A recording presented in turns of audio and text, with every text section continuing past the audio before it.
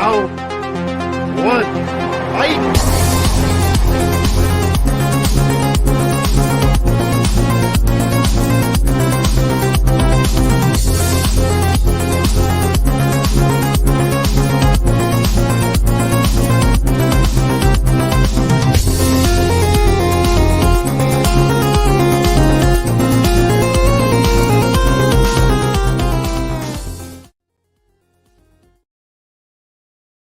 Oh, what's up, guys? Welcome to another episode of Tournament Fights. This is episode 142. This is our monthly mystery tournament. I say monthly. It's the first time that we've done it. It's the first one, but we're going to be doing this once a month where we have a wheel of movies that you can kind of see sort of there, but our wheel has way more movies, about 1,500 movies that we submitted from our all the people that are part of our channel, and then some of our regulars, and then we also got a chance to submit 20 wild cards, which should be like if you submitted a top 128, then it'd be the next 20, or it could be some guilty pleasures, it could be some new releases, it could be some movies you haven't seen, it could be even bad movies if you want to make people talk about bad movies and vote for them. So we do the same thing for our wheel of movies, which is right now we are doing it weekly. It may kind of turn to monthly, but where we spin the wheel and we just do a deep dive on one movie. So the same pool of movies that we're pulling from. So but yeah, so this should be a fun time. I'm your host, Jordan, the movie here, Anderson, and I want to take one little point of order because some people might know me as the snack hero a little bit. So I found this interesting thing. I haven't been doing as many snack reviews just because I'm trying to cut back on having too many snacks. This one caught my attention, so I figured I'd just do it here. They had one of these. So this is Ghost Energy Bubblicious Cotton Candy is what it's called, and they had a Bubblicious flavor. It was disgusting, but apparently I hate my life enough to try this other iteration, Cotton Candy, which if this one goes south and I don't like it, I got to back up. I may cast the one aside and do my favorite Ghost Energy, the citrus kind, which is one of the few I've given a 10 out of 10, but I'm going to try it out real quick and pop it open, and I'm just going to sip right from the can. I do have a little cup, but I'm only going to pour the one I like into it. So let's try it out. Oh, gosh. Oh, yeah, no. Ugh. Ooh. Like you thought that the Bubblicious one was bad. The cotton candy was just as bad. I don't know if I'd say worse. I mean, it's cotton candy instead of bubblegum flavor, so it's just as bad. So I'm gonna give it like a 1 out of 10. That's bad. Avoid that at all costs. That's like a limited time gimmick. So we're gonna open the proper one here, and we're gonna enjoy that while we're doing the show. That'll go in the dumpster somewhere. But anyways, I figured it would be gross, but I wanted to try it. But anyways, let's get on to the show. Let's introduce our guests. We'll start with my co-host Austin Pez Howell. Hey, what's up? Prime Tropical Punch. Oh, nice. Yeah, go for it. So I told you not to buy any more things with Bubblicious, but you don't listen. Yeah, I know. Just that curiosity that I have. I just got it because they had a cotton candy. Bubblicious had a cotton candy bubble gum. Do you remember that? Vaguely, I think. Yeah, I had it once and it was just as bad. So no, I don't know why they keep going with this Bubblicious garbage. That stuff sucks. So just don't do it. Just come out with another some other candy flavor or something that's not bubblegum, you know? Yeah, like candy flavor or like another like citrusy berry, thing or something. Yeah, just do like something. I don't know. Yeah, whatever. Do a pineapple or a peach or something. I'd drink that, whatever. Yeah. Something. Hell, just do a watermelon. I don't care. Anything. Yeah. Just not bubblegum. Right, yeah. Yeah, they're sticking to like what candy flavors. I don't know. It's weird. That's why I like this one. It's like one of the few non-candy ones that they have, the citrus. So yeah. So it's reliable. But anyways, yeah, welcome. I'll go ahead and bring in Malcolm Lay. How's it going, Malcolm? It's going good. Yeah, can't wait to see sort of what turns up. Yeah. Well, for anyone who watched the selection show, you might have an idea of what might be there, but if you didn't, you'll be surprised. So And or if it's because it was like 2 weeks ago, if you just forgot, well, you'll find out in a few minutes what's on. right. That's fine. Yeah, we're gonna do it Friday, and then I ended up going out of town last minute for my mom. It was my mom's birthday, so I went to go see her, and so we just pushed this episode to today. And for right now, it's only gonna be the three of us. We got 3 more people, but everyone's running late, so we're decided that we're gonna start with us, and we'll see who pops in. So, but Austin, you want to explain for anyone that's tuning in for the first time, like how the tournament fight? No, I mean, it'll be, same tournament kind of format as we always do. We got the 64 movies that we spun the 1,500 movie wheel for, and so I jotted them down and did the same thing. I spun a different wheel where I put those 64 into a wheel and spun it and got our order here, and got our matchups, and we'll each go around the horn and vote for each one, one by one, and we'll see which one comes out on top of this wheel. So, and then next episode we'll have 64 completely other movies, fresh movies, because we deleted them out of there once they're out. Yeah, right. And you also have Jacob Barber. You're not the latest. There's still 2 more people coming. So I'm surprised. Yeah. It's just a new work schedule. So unfortunately, this will be about the time I jump on. So yeah, that's all good. We started a little later. Now I don't care. Yeah, right.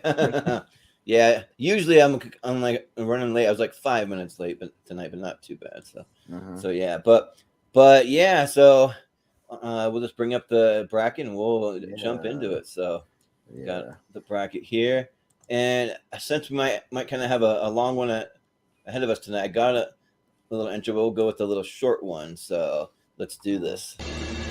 Moto surf! Moto surf! Moto surf! Surf Ninjas is on there somewhere, right? Didn't I have it in my 128, or you did? I don't know. Maybe? I don't think so. I know I don't quite have it there. It is a movie that I do love, but I just don't know if it makes my. I think it was on our guilty pleasure tournament or something. Yeah. Yeah. Well, I still haven't actually submitted. Like, I've only submitted my 64, so I haven't done the next 64 or the So do that, and then and then put that one in your 20, Jacob, so we can have it on here. Could be on there. Ooh, nice. Sounds right. Good. Well, but for right now, we'll start with adaptation and Paths of Glory. So okay. So interesting. Malcolm, we'll start with you at the bottom. Yeah, you'll be at the bottom for now until some other people get in. So, yeah. I haven't got around to seeing Path to Glory, but I've seen adaptation. I think it's really good, so I'm going to go adaptation. Yeah. Jacob, what do you say here? So I haven't seen either of these movies. Surprise, surprise. So this is the matchup that's just word of mouth based. I've heard good things about both these movies.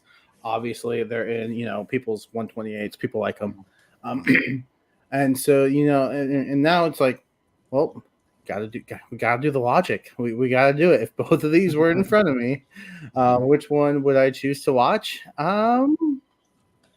Probably Paths of Glory. So I'll go Paths of Glory. Yeah. Sounds good. Austin. Well, Paths of Glory. I can't remember if it was in my 128 or I might have thrown it into my extra 20 because it's creeping up in there pretty quick. I'm a Kubrick guy. People who know me know that. And Paths of Glory, I've watched it 4 or 5 times since the first time I saw it, which wasn't that long ago, which means it's great. So Paths of Glory for me. Yeah. So I've never seen Paths of Glory. I've only got about 5 blind spots, maybe or so, on this tournament, but I have not seen Paths of Glory. But I know how many times have I told y'all to watch Paths of Glory? I've told you this 100 times to watch Paths of Glory. It's great. Yeah. Well, there's a lot of movies out there, so yeah. Well, a lot of great movies like Paths of Glory. Yeah, but I did watch adaptation recently for the first. Oh, nice.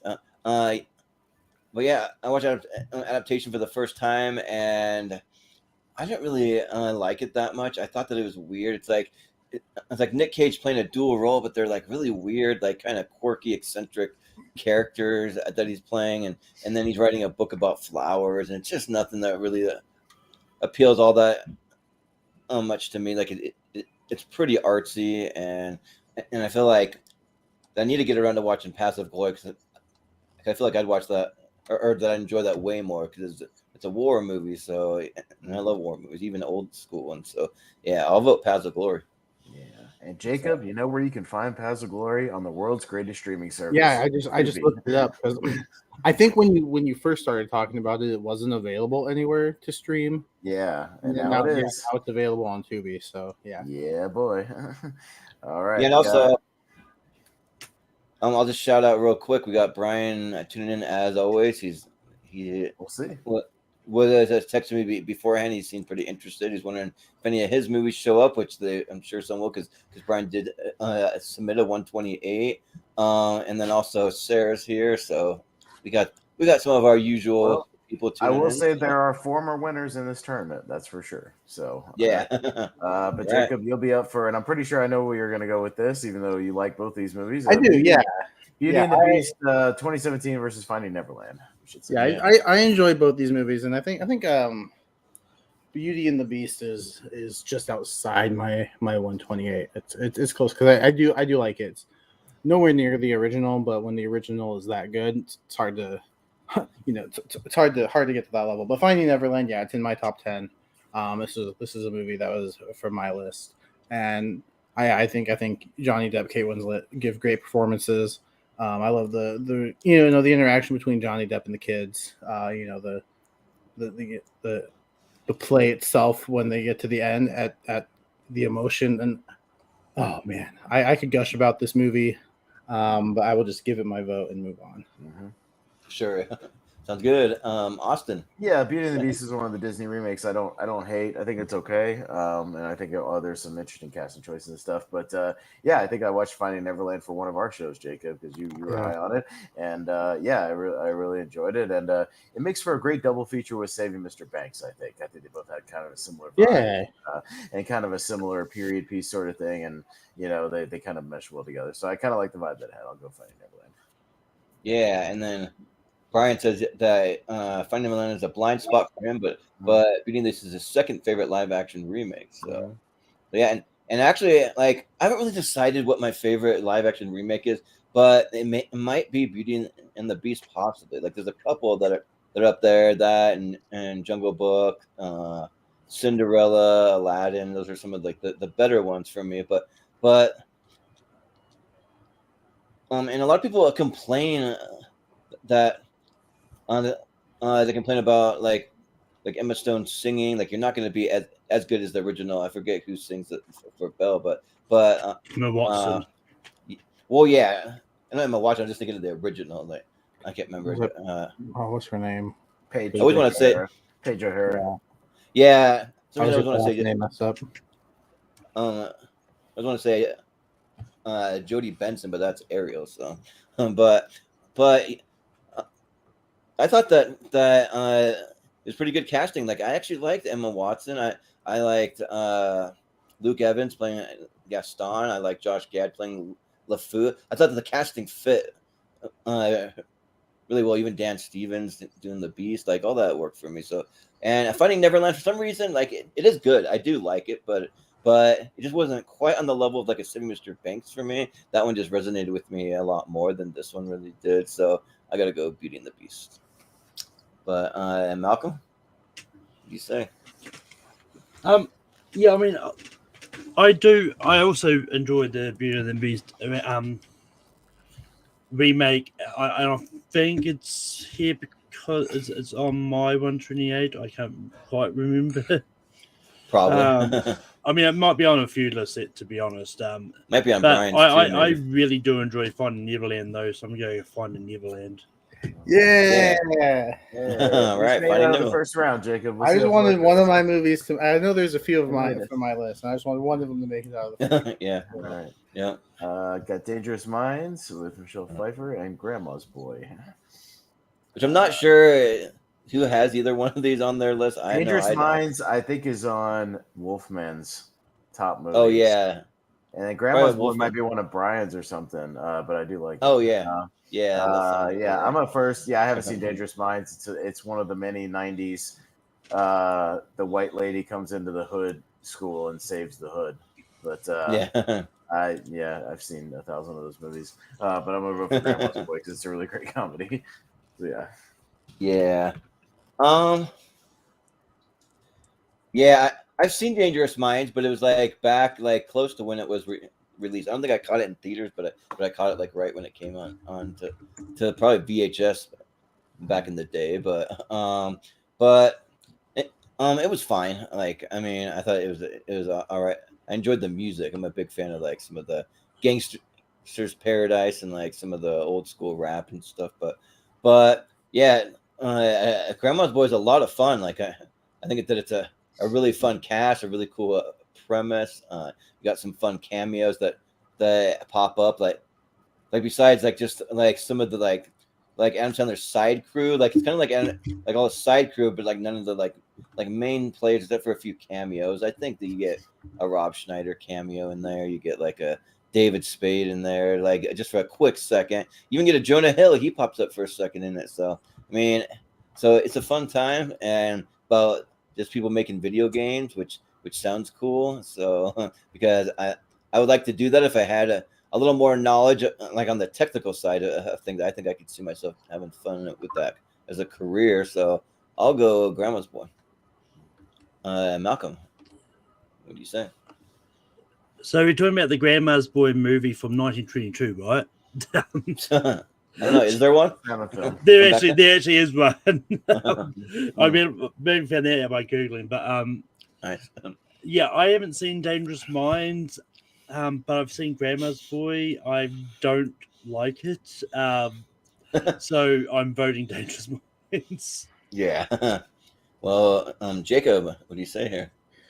I haven't seen Dangerous Minds, and I do like Grandma's Boy. I think, yeah, it's just a fun time. I'm not gonna sit here and call it like one of the best comedies of the 2000s, but it's an enjoyable watch. So I'll go with Grandma's Boy. Yeah.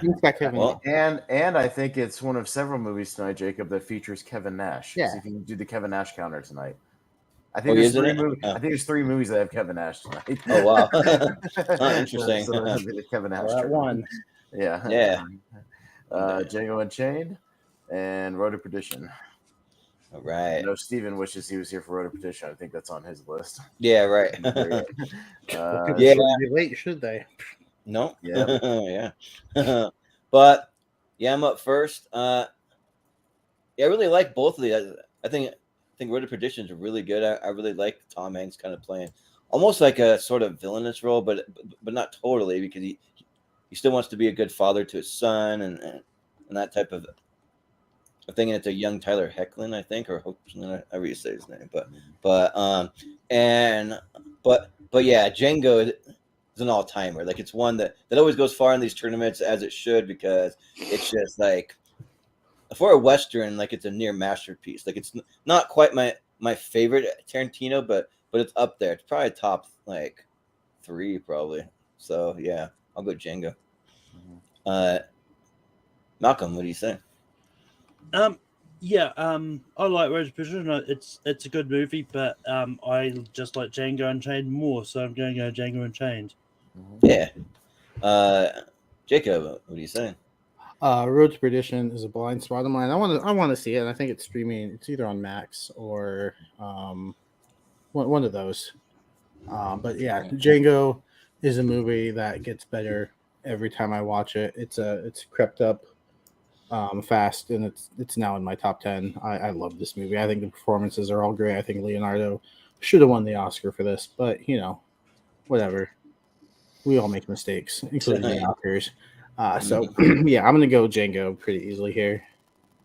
Yeah, and it's another one with a Jonah Hill cameo that we've had tonight. So yeah, well, Jonah Hill is he's a character in Grandma's Boy. He's not just like a cameo. He's like, yeah, I guess that is kind of true. Yeah, he's in the office. He's hanging around for most of the movie because remember he sucks on a boob for like 8 hours in that movie. Oh yeah, that's true. Yeah. Well, Austin, no, I'll go Django because I always want Road to Perdition to be better than it is, and it's never quite reached that great level for me. It's always just kind of been okay. I don't always buy Tom Hanks as a mafia hitman. I just don't. So he's Tom Hanks. Yeah. So I'm going Django. Yeah. All right. Yeah, that makes sense. But all right, got Too Fast, Too Furious against $1 Million Baby. Ooh. Well, I know probably Too Fast, Too Furious is yours, Austin. Yep, you'd be correct. And And Million Dollar Baby is at least Stevens. I don't know if anyone else has it on there, but I remember he had it on it. So Yeah. so Malcolm. Yeah, I mean, Too Fast, Too Furious is a lot of fun, just like all the Fast and Furious movies are. But I really enjoyed Million Dollar Baby. I think it's definitely one of Clint Eastwood's better directed movies. So I'm going to go Million Dollar Baby. yeah. Jacob. what do Come you on, say Jacob. Which one, if they were right in front of you, are you watching right now? Well, logic only works if I haven't seen both the movies. But no, yeah, because I enjoy both these movies. I do. And I guess, yeah, it really just depends on the mood you're in. Like, if you just want to watch something that's fast paced and fun, you go Too Fast, Too Furious. If you want to watch like a really good sports drama, you go to Million Dollar Baby. So I guess, yeah, what mood am I in right now? If I had to turn on one of these two movies, Too Fast, Too Furious. yeah. I Well, don't know. Austin- You could argue that Too Fast, Too Furious is a sports drama. yeah, right. Not I mean, quite racing, the yeah. level of NASCAR. Yeah, right. But Austin, what do you Well, say? I can watch what's her name sit in a hospital bed for an hour not doing anything, and or I can watch the greatest Fast and Furious movie still to this day ever created, and one that I appreciate more and more as we get more and more ridiculous with the series, and we go back to a movie that features, I don't know, just two cool, fun buddy characters, solving missions with their driving skills. What a concept! Instead of doing international espionage. Too Fast, Too Furious gets my vote. Yeah, so like I'm kind of on the other end of the scale when it comes to Too Fast, Too Furious. I'm not going to say that it's the worst one because we've definitely gotten some like really ridiculous ones with like Fast 8 and Fast 9. But so like if we have 11 movies in the Fast and Furious franchise, this one ranks about 8 for me. Why? Overall, probably just because like I think Tyrese is annoying. Like I just don't like He's him. not in this movie. In that character. He's a just completely annoys different the hell character out than of me. they turned him into in the later movies. He's completely different. Then you bring in Ludacris for the first time too, and like he's not really my favorite character either. Like he's a great singer, but yeah, I don't know. But I mean, there is some fun stuff. There's some cool stuff to be had, and I remember that when we did Stevens one at 28, I watched Million Dollar Baby, and I wasn't that thrilled by it. I was kind of like bored by it. So I mean, even like a Fast and Furious movie that's on the lower end of the scale for me, it's still a fun time. So I'll vote Too Fast, Too Furious. Mhm. Yeah. Well, Jordan, you'll appreciate it more and more as they continue to get more Yeah. ridiculous. Go back and watch a simple movie where they're just undercover as street racers. It's pretty great. Yeah, like Pretty great. probably it'll be like the prequels to me. Like I didn't like them when they first came out, and then the more and more that we got worse Star Wars, I started to appreciate the prequels. So it might be like that. Got Moana and Home Alone. Well, Home Alone's mine. Yeah. And then Moana's probably Brian's or something like that. So. yeah. I think Moran was on my Was it? Okay, nice. Uh, I think it was also on Brian's. Yeah, it'll be Jacob. Yeah. It's also in my 128, but when I sent you the list, my list was numbered. So when I watched that selection show, I knew if it was from my list because it had the number in front of it. Okay. This Nice. is not my Moana. Okay. We have a number in front of it. Hashtag Yeah. not my Moana, like the remake Yeah. will be. Not Yeah, my right. Moana. Yeah, it's like the remake. Yeah, because we got to remake it because it was so old from 7 years ago. Yeah, right. It's so outdated now. Jesus. Just Yeah. prime for a remake. I'm usually one of those. I'm like, oh yeah, that'll be fun to see live action. And then this one, I'm like, let's wait like at least 7 more years, maybe even more than that. Yeah. It's a little soon, but no, I think the animated one is really good. I think it's a fun story. I think the voice cast is really great. The music is a lot of fun. And just beautiful animation. Home Alone is good. It's a fun Christmas watch. I'll probably watch it, come December. But yeah, Moana, it's in my list, so I'm gonna go with Moana. Yeah, sounds good. Austin. I'm going to go with Home Alone because I had it on VHS. I've seen it 1,000 times like Jordan. Me and Jordan are going to either have a Home Alone match against each other, or we're going to team up against another team for a Home Alone match or something. So we'll do that. And I haven't seen Moana, so Home Alone. Yeah. Yeah, so Moana was the one that I was racing out to theaters to see. I remember that I did see it in theater, but I caught it like at the very end of its run, and I was pretty impressed by the music. I'm usually not a big fan of like Lin-Manuel Miranda and his weird rapping and all that stuff that's not actually. What, real you don't rap. like the scuttlebutt? No scuttlebutt for me. No rapping about Lin-Manuel Miranda. You should be banned from movie soundtracks forever for that song. I'm sorry. Yeah, right. You should. You're a no movie rapping jail. in Mary Poppins Returns. No rapping about the Constitution or whatever they do in Hamilton. I don't know, but Hamilton is fantastic. You watch it. Yeah. I have seen a few of the like songs. That's all I've seen, and I was like, that's all right. But Home Alone is the movie that I've seen the most. It's one of my favorite movies. It's in my top 20 movies of all time. Like, I just watched this movie on repeat as a kid. I just wore it out, and I think it's a movie that I've watched probably at least 2 to 3 times or more. I'd say a minimum of twice a year my entire life, like at a minimum. There's been some years I probably watched it like 10 or 15 times in 1 year. Like, it's like I've watched it that many times because not only do I love it, like my whole family loves it, and so yeah, like it's just a good time. So I gotta go Home Alone. So, Malcolm. Yeah, I mean, I like Home Alone. I think it's good, but I think Moana's excellent, and yeah, I also agree that it doesn't need to be remade, but we're getting it remade, so see what happens there. Yeah. So I'm gonna go Moana. Yeah. Well, we have a tie, right? Yeah, we have a tie, so it just starts with Malcolm for now. Yeah. Can't flip it. I'm sticking with Moana. Yeah, I figured.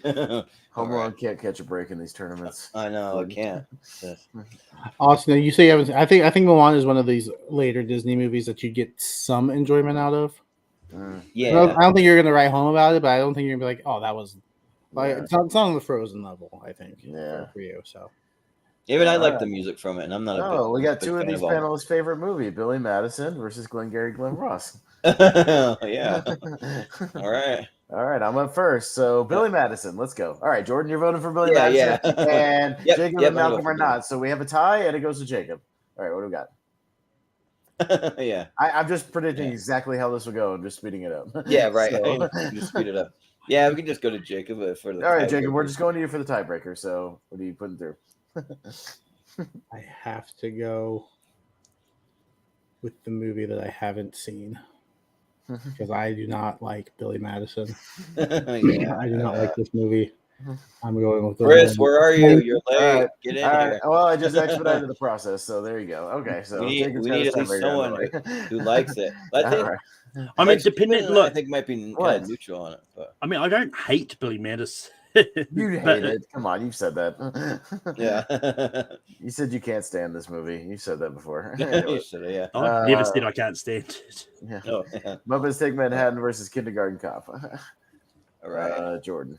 Okay. I've actually never seen the Muppets Take Manhattan, but I want to see it because it's like the one weird one that was like, I don't know if it's done by another studio or like how it works. It's not on Disney Plus. It's just the one weird one, but I think it's on Brian's list. I'm not sure who has Kindergarten Cop. It could be Brian again. I don't know, but I think Kindergarten Cop is a lot of fun. That's why I wanted the intros. I have multiple clips from Kindergarten Cop. It's really a fun one to quote, like especially like you got him dealing with the kid, but then like in the beginning and near the end when he does all the action stuff, and he like goes in. Excuse me. After his gun. Excuse me. Yeah. And. When he like shoots after the guy, he's like shit, and he like ducks or whatever at the beginning. Like, that's fun stuff. So yeah, I'll vote for Kindergarten Cop. And I've also been to visit the school in Oregon where they filmed it. I forget the name of it. Like I want to say like Aurora, but I don't think that's right. But it's a town that sounds like that, and it's in Oregon. But yeah, same place they filmed the Goonies. So. Kindergarten Cop. Malcolm. Yeah, Muppets Take Manhattan and Muppets in Space are done by distributed by Sony. Sony TriStar, yeah. So Okay. for some reason, Disney doesn't have the rights to both of those. Yeah. Yeah. Well, I like Muppets in Space. I've seen that. That's good. So. But that's sort of why they're not on Disney Plus. Mm. I also haven't got around to seeing. I haven't actually seen either of these movies. I know Kindergarten Cop was recently put onto Netflix for me, so if it's still there, I might check it out. But I'm probably going to enjoy the Muppets. I really love them, so I'm going to go Muppets Take Manhattan. Yeah. Jacob, what do you say? These are funny enough. These are two movies that I think I've seen. I just don't remember. Because I feel like I've seen all the Muppet movies. If there's a blind spot in them, this might be the one. And then Kindergarten Cop. I feel like maybe as a kid, with my dad, we watched it at some point, but I just don't really remember much about it. So going back to the logic, if both of these were in front of me, which one would I want to watch right now? I'm a big Muppets fan, so I'm going to go Muppets Take Manhattan. Okay. Austin. I'm the same. I know I've seen Muppets Take Manhattan at some point, probably on TV years ago. But because it's not on Disney Plus, I'd like to revisit it, but I'm not going to pay like $15 to buy it as of right now. But I'll go Kindergarten Cop because I like it, and the tie goes to me, and I'll say Kindergarten Cop. So does Sony have a streaming service where they put all their movies on, or No. not? I don't know if they do. So They should. Sony ones might be hard to find. They should We don't need any just more make a streaming deal with services. someone. All right, Goodfellas and E.T. I told you there was going to be some tough ones in here. Yeah. Oh, So, man. there you go. All right, back down to Malcolm. Take your time, Malcolm.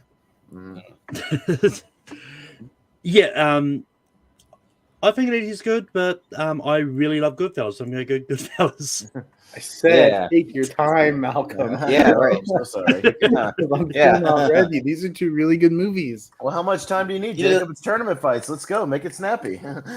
Malcolm did that on purpose. He for you, did. Jacob. He did. Shoot. My gut reaction says go with ET, so I'm going to go with ET. But you asked me in 5 minutes, it could change. Yeah. Yeah. Austin? Yeah, I like E.T. a lot, but it's not a movie that's like in my 128 or anything, but it's really good Spielberg. But Goodfellas is in my top 30 or 40, so I have to go Goodfellas. Well, I didn't have enough time to see it. I can't remember if Goodfellas is in my 128. I don't think E.T. is, but I thought Goodfellas might be. I just can't remember for sure. But I know that I really like both of these, but I think like it just depends what kind of mood you're in and like what kind of hits you in the moment for these tournament fights. And E.T. has my favorite score of all time, just like near the end of the movie and like some of the like parts when he's flying on the bike and like during Halloween, like all that stuff is really good stuff. So I think I'm gonna go E.T. All right, we got another tie to Jordan. Yeah, I think I'll put through E.T. this time. Because as Goodfellas makes it pretty far a lot. It's pretty far left, but it's never won a tournament. Yeah. Enough. Never. Yeah. Jumanji and The Gray. Right. We'll go to Jacob. So Jumanji, classic Robin Williams, fun movie. The Gray, still a blind spot of mine, but I made the mistake of calling it a generic Liam Neeson action movie of the 2010s, and I was quickly corrected. And it's one that I'm going to get to too soon because the survival aspect of it really intrigues me. But I'm going to go with the one that I've seen this time. I have a lot of fun with it. I'm going to go with Jumanji. Yeah, sounds good. Austin. Yeah, I like The Gray. It's been a long time since I saw it in the theater, though. I need to rewatch it. But yeah, I saw Jumanji a million times on cable growing up, and I have it on Blu-ray now, and it's pretty great. So Jumanji. Yeah. Yeah, The Gray is good, but it's nothing that would just like go crazy over. That might be like a Chris Scott pick or something. He's a fan of every Liam Neeson movie, and I don't want to say that it's a generic Liam Neeson movie, but not as good as the trailers make it out to be, for me at least. Like it's good, but it's just kind of, I don't know. It's just good. It's not great for me. So, but Jumanji's awesome. Classic Robin Williams. Just a really cool way that they made the game come to life and did a lot of special effects that were cool for their time, but they do not hold up if you go back. But still fun to kind of just put yourself in that time frame and just kind of think about how awesome it was back then. So I'll vote Jumanji. Malcolm? Yeah, I think The Grey is enjoyable. I think it's like probably definitely up there for one of Liam Neeson's best movies. But Jumanji was probably one of my picks actually, because I really love it, and I think it's in my 128. I can't quite remember, but I'm gonna go Jumanji. Yeah, I just realized that I've never ranked The Grey on my all-time list for some reason. Weird. Train to Busan and Rachel Getting Married. Me, I have not seen Rachel Getting Married yet. I'm not terribly interested, but Train to Busan is a phenomenal zombie movie, so I will go with Train to Busan. Yeah, so Rachel Getting Married was one of the movies that I tried to watch for this, or like the only one that I had time to try to watch, and I was only able to watch about 35 minutes of it, so I haven't seen all of it. So I want to finish it, but and I believe it's on Steven's list. He really likes that one, and what I saw, like it's pretty dark. She's got a lot of kind of issues and problems in her life and some like drinking or drugs and like things. But then I think she kind of like gets married and finds a way to turn it around. I haven't seen it all, but that's what it kind of seemed like it was alluding to. So it seems good enough. But yeah, Train to Busan is just awesome. Like I've been huge into Korean cinema over the last few years, and Train to Busan is just incredible, like one of the best zombie movies out there, and very emotional. So I'll go Train to Busan. Malcolm, what do you say here? Stephen, better hurry up if he wants to talk about his movies. Yeah, right. I also haven't seen Rachel Getting Married. It's one I do want to get to at some stage. I also haven't seen Train to Busan actually. Don't know why I led it that way, but out of the two, which one do I want to watch more? I'm probably going to lean towards Rachel Getting Married. Yeah. Well, Steven's going to get here and he's going to be like, what happened to all my movies? Oh, well, they got voted out. Sorry. Should have been here. But I'm sure he's just trying to get home from work or something. I don't know. But Jacob, what do you say? Yeah, Rachel Getting Married is a good movie. It's not on that great level for me. Like Train to Busan is. I think Train to Busan is incredible. I think once the action starts, it doesn't let up. And if that final scene doesn't get a tear, started, I don't know what will. I think that last scene is just like one of the best endings to a movie I've seen. I'm gonna go Train to Busan. Mm-hmm. Yeah. So I plugged the Grey into my flick chart and like went through the little algorithm. It didn't rank very high for me. 1,445. So that's not high. All right, got Jackass number 2 and 3 Days to Kill. Jordan. So I'm going to predict Jackass number 2 is Austin's, and 3 Days to Kill is Chris's, probably. I think Jackass 3D is in my 128. I might have thrown Jackass number 2 in the 20.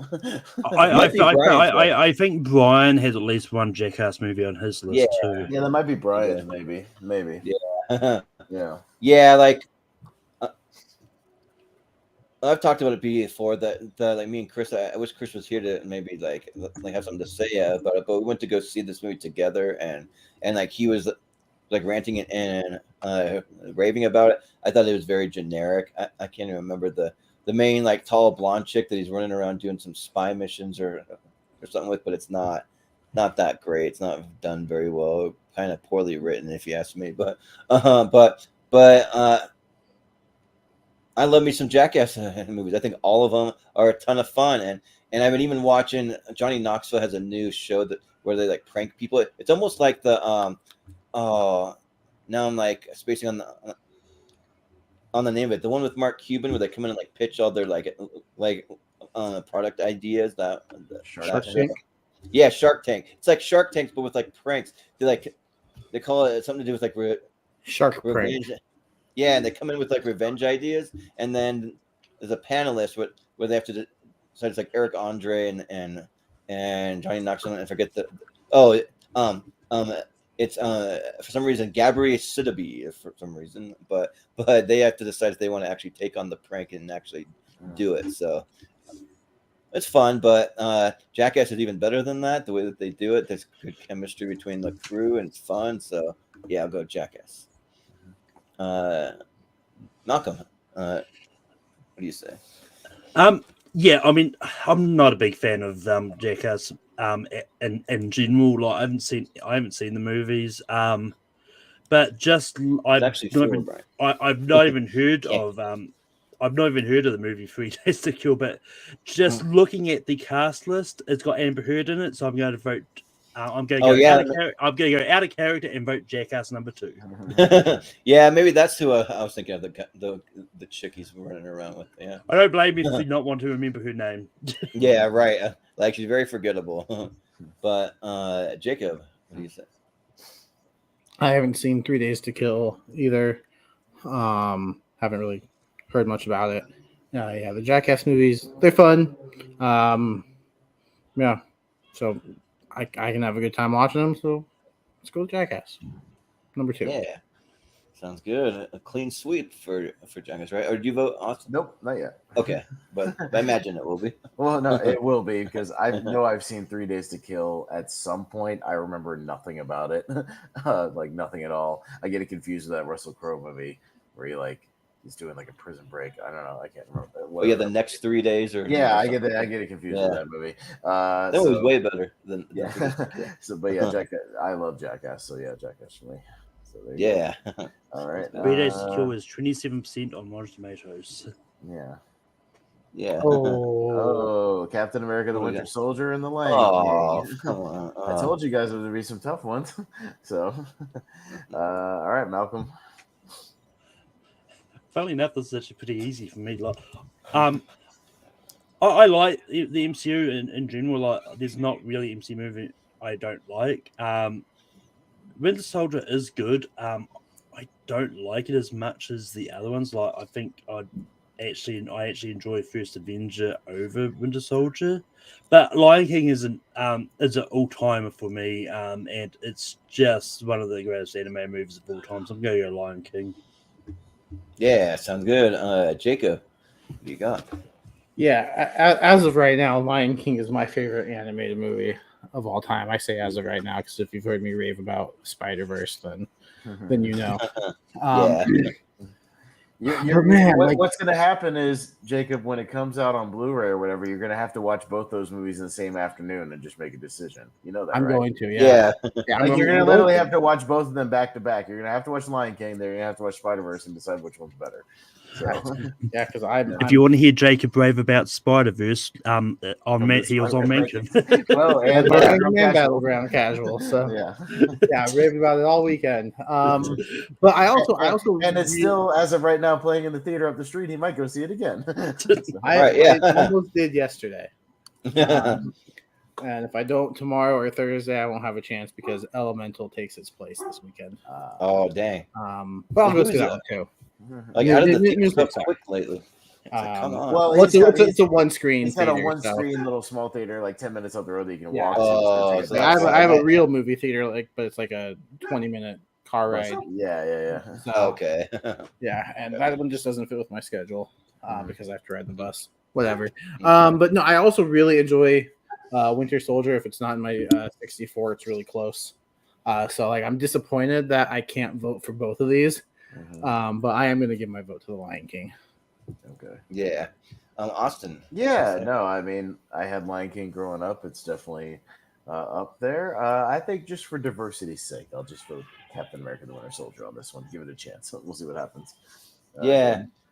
Well, I just looked at my 128 list and actually my whole flick chart, and because I have the Lion King's just outside of my 128. It's at 154. But I have the Winter Soldier ranked at 38 because I'm a huge fan of this movie. I'm probably one of the bigger Marvel comic book fans on the list. I mean, we all like them, but I seem to have a lot on my 128, and this is definitely one of them. Like, I just love how it plays out like a spy movie. Like the choreography is done really cool. I love the look and the feel of Bucky as the Winter Soldier and their relationship. So yeah, I gotta.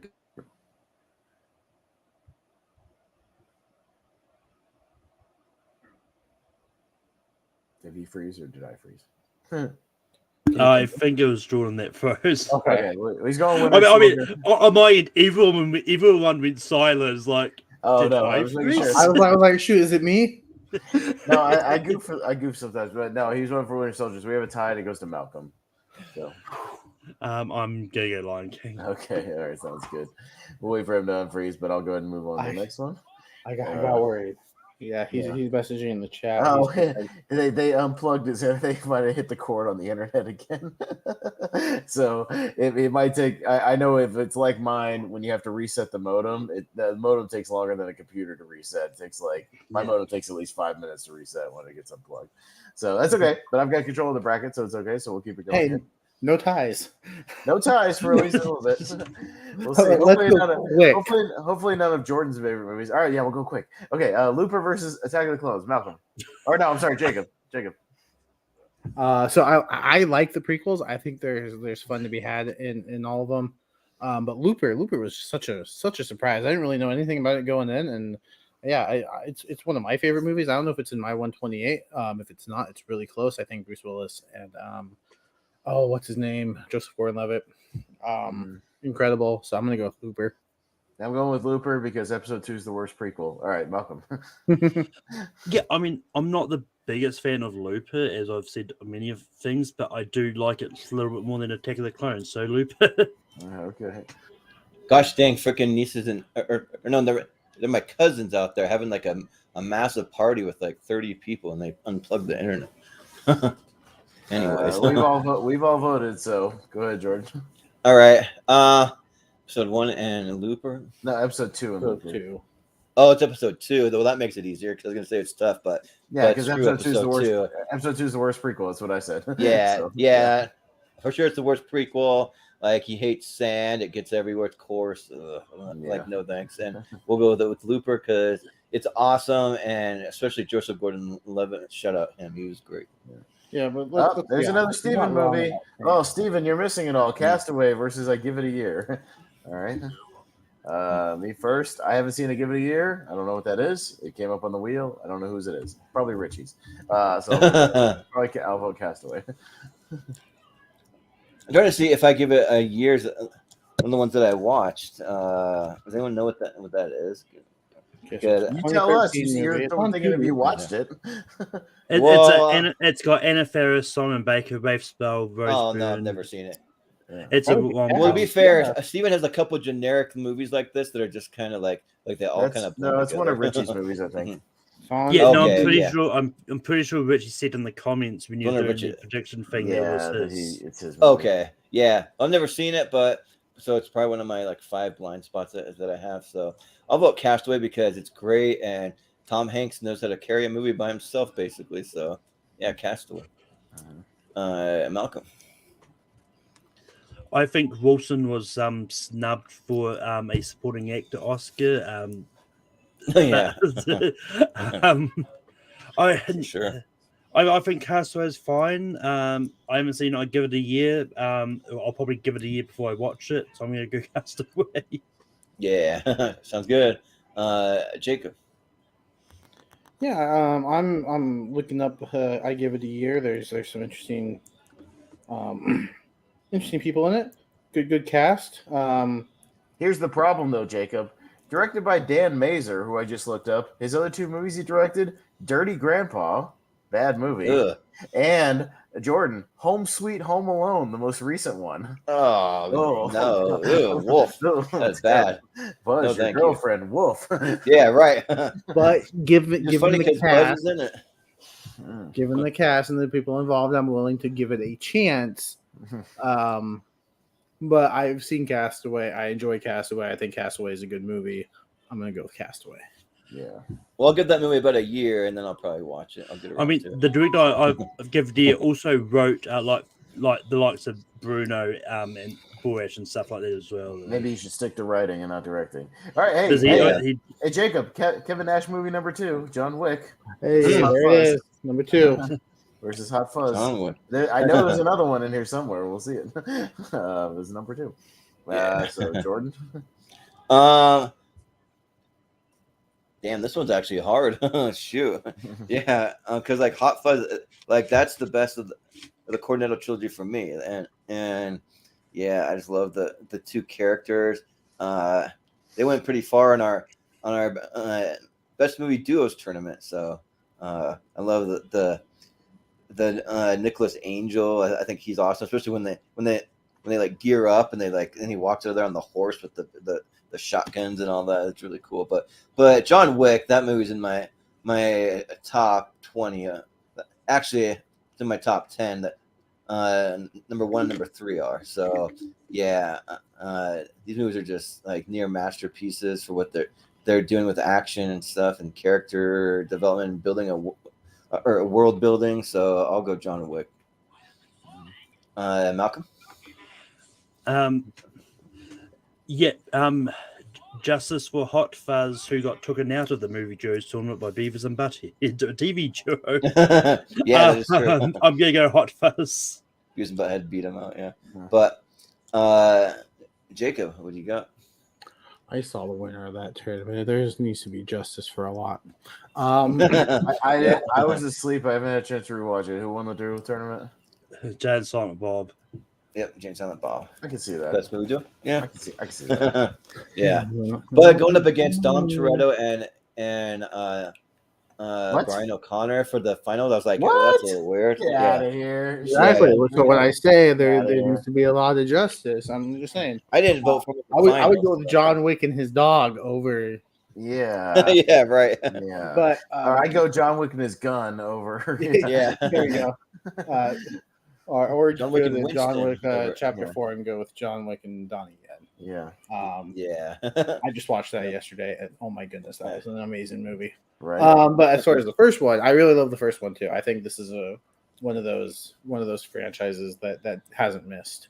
And if they make a 5th one, I really hope they take their time and care with it, because I would hate to have a blemish on this franchise. Hot Fuzz is also good, but I think I'm just on the John Wick high right now, so I'm gonna go with John Wick. Yeah. Well, Austin. Kevin Nash is in a movie recently called COVID-19 Invasion. It has a 1.9 on IMDb. What? Where? Yikes. Invasion. Ooh, man, that's bad. Okay, anyways. I'm in with it. Yeah, he's got some bad. He's in a movie called Slaw. It's a Saw parody. Got a 2.1. Yikes. Oh, Anyways. yeah. You know what? Let's have some fun. I'll go Hot Fuzz and tie it up for Jacob. Go ahead, Jacob. Oh, okay. I'll stick with John Wick. Yeah. There we go. Okay. All right. It's close. This is a close one. This is a good matchup. Just funny, but All right. because for that matchup, I could have worn a John Wick shirt or a Hot Fuzz shirt. I got both. Mhm. So Malcolm has been falling for 30 minutes. All right. yeah, yes. You gotta change your message to him, Malcolm. Jesus Christ, do we hear that Have- 900 times every show? Yeah. Have we all seen John Wick 4? Yeah, I think Malcolm, so. have you seen it? Yeah. I really hope that post-credit scene is what the next movie is. I would love Yeah, A that would spinoff. be freaking cool. Yeah, yeah. All right. We've got Commando, which I threw into the extra 20. I know that for sure. Versus Little Miss Sunshine. All right, Malcolm. Commando is a lot of fun. I think there's definitely a good argument for John Max being one of the top tier movie dads you'll find that out on Friday, I think it is. I had to tell Jordan about that. He was like, "He's a dad." I'm like, "The whole movie's about Yeah. his daughter getting Yeah, I kidnapped." know. I was like, what? He is? And him Huh. fighting 1,000 guys on an island to get his daughter back. Yeah. Wow. Yeah. I Makes the mean, movie even better. It's for a me. little- I still don't Milano. believe about Phoebe from Charmed being a daughter of Arnold Schwarzenegger, though. Yeah, But, right. but Oh, wow. still, it's, Yeah, the whole opening montage is them like getting ice cream and like playing in the yard and like all this weird shit. Yeah. Is that Rose McGowan or like who? No, it's Alyssa Milano. yeah. Oh, it is. Oh, Yeah. that's Alyssa Milano. Yeah, no, I remember Okay. when I watched Commando for the first time, I was like, I thought this was an action movie. Mhm. and then the action started, I was like, oh, yeah, Uh-huh. that's it. No, they get to the action like 10 minutes into that movie. It doesn't take very long. No, it was just one of those ones like Yeah. the moment from starts like it's not like typical you see an action movie have like this big like family moment. Father-daughter It's- montage. Yeah. Yeah. Yeah. But that being said, like I do really enjoy Commando, but I do like Little Miss Sunshine a lot more, so I'm gonna go Little Miss Sunshine. Yeah. Well, Jacob? We all know the best movie dad is Marlin from Finding Nemo because not only did he lose his son, he lost his best friend as well. That's a really good guy. I haven't seen Yeah. Commando. It's a blind spot of mine that I need to get to. I've heard good things about it. I think Little Miss Sunshine is a really good movie as well, and since I've seen it, I will go with it. Yeah. Austin. Well, I've seen Little Miss Sunshine. That's why I'm voting for Commando because I am not a fan of Little Miss Sunshine. And I'm sorry, I'm in the minority on that, but I find that movie annoying. So, and I don't find Commando annoying because Commando rules. So, Commando. Yeah. My thoughts on Billy Madison, so I get it. Well, like this one's tough because like I've told it before. I'll make it brief, but like doing home health care when I went to go take care of this lady back in the day, 'cause I used to be a CNA. Like we literally like the first time that I came, she said, "Now before anyone can do anything here, I always have to show everyone Little Miss Sunshine. Have you seen it yet?" I'm like, "No, I haven't seen it yet." And we watched a great movie, and I got paid for it, so that was kind of cool. But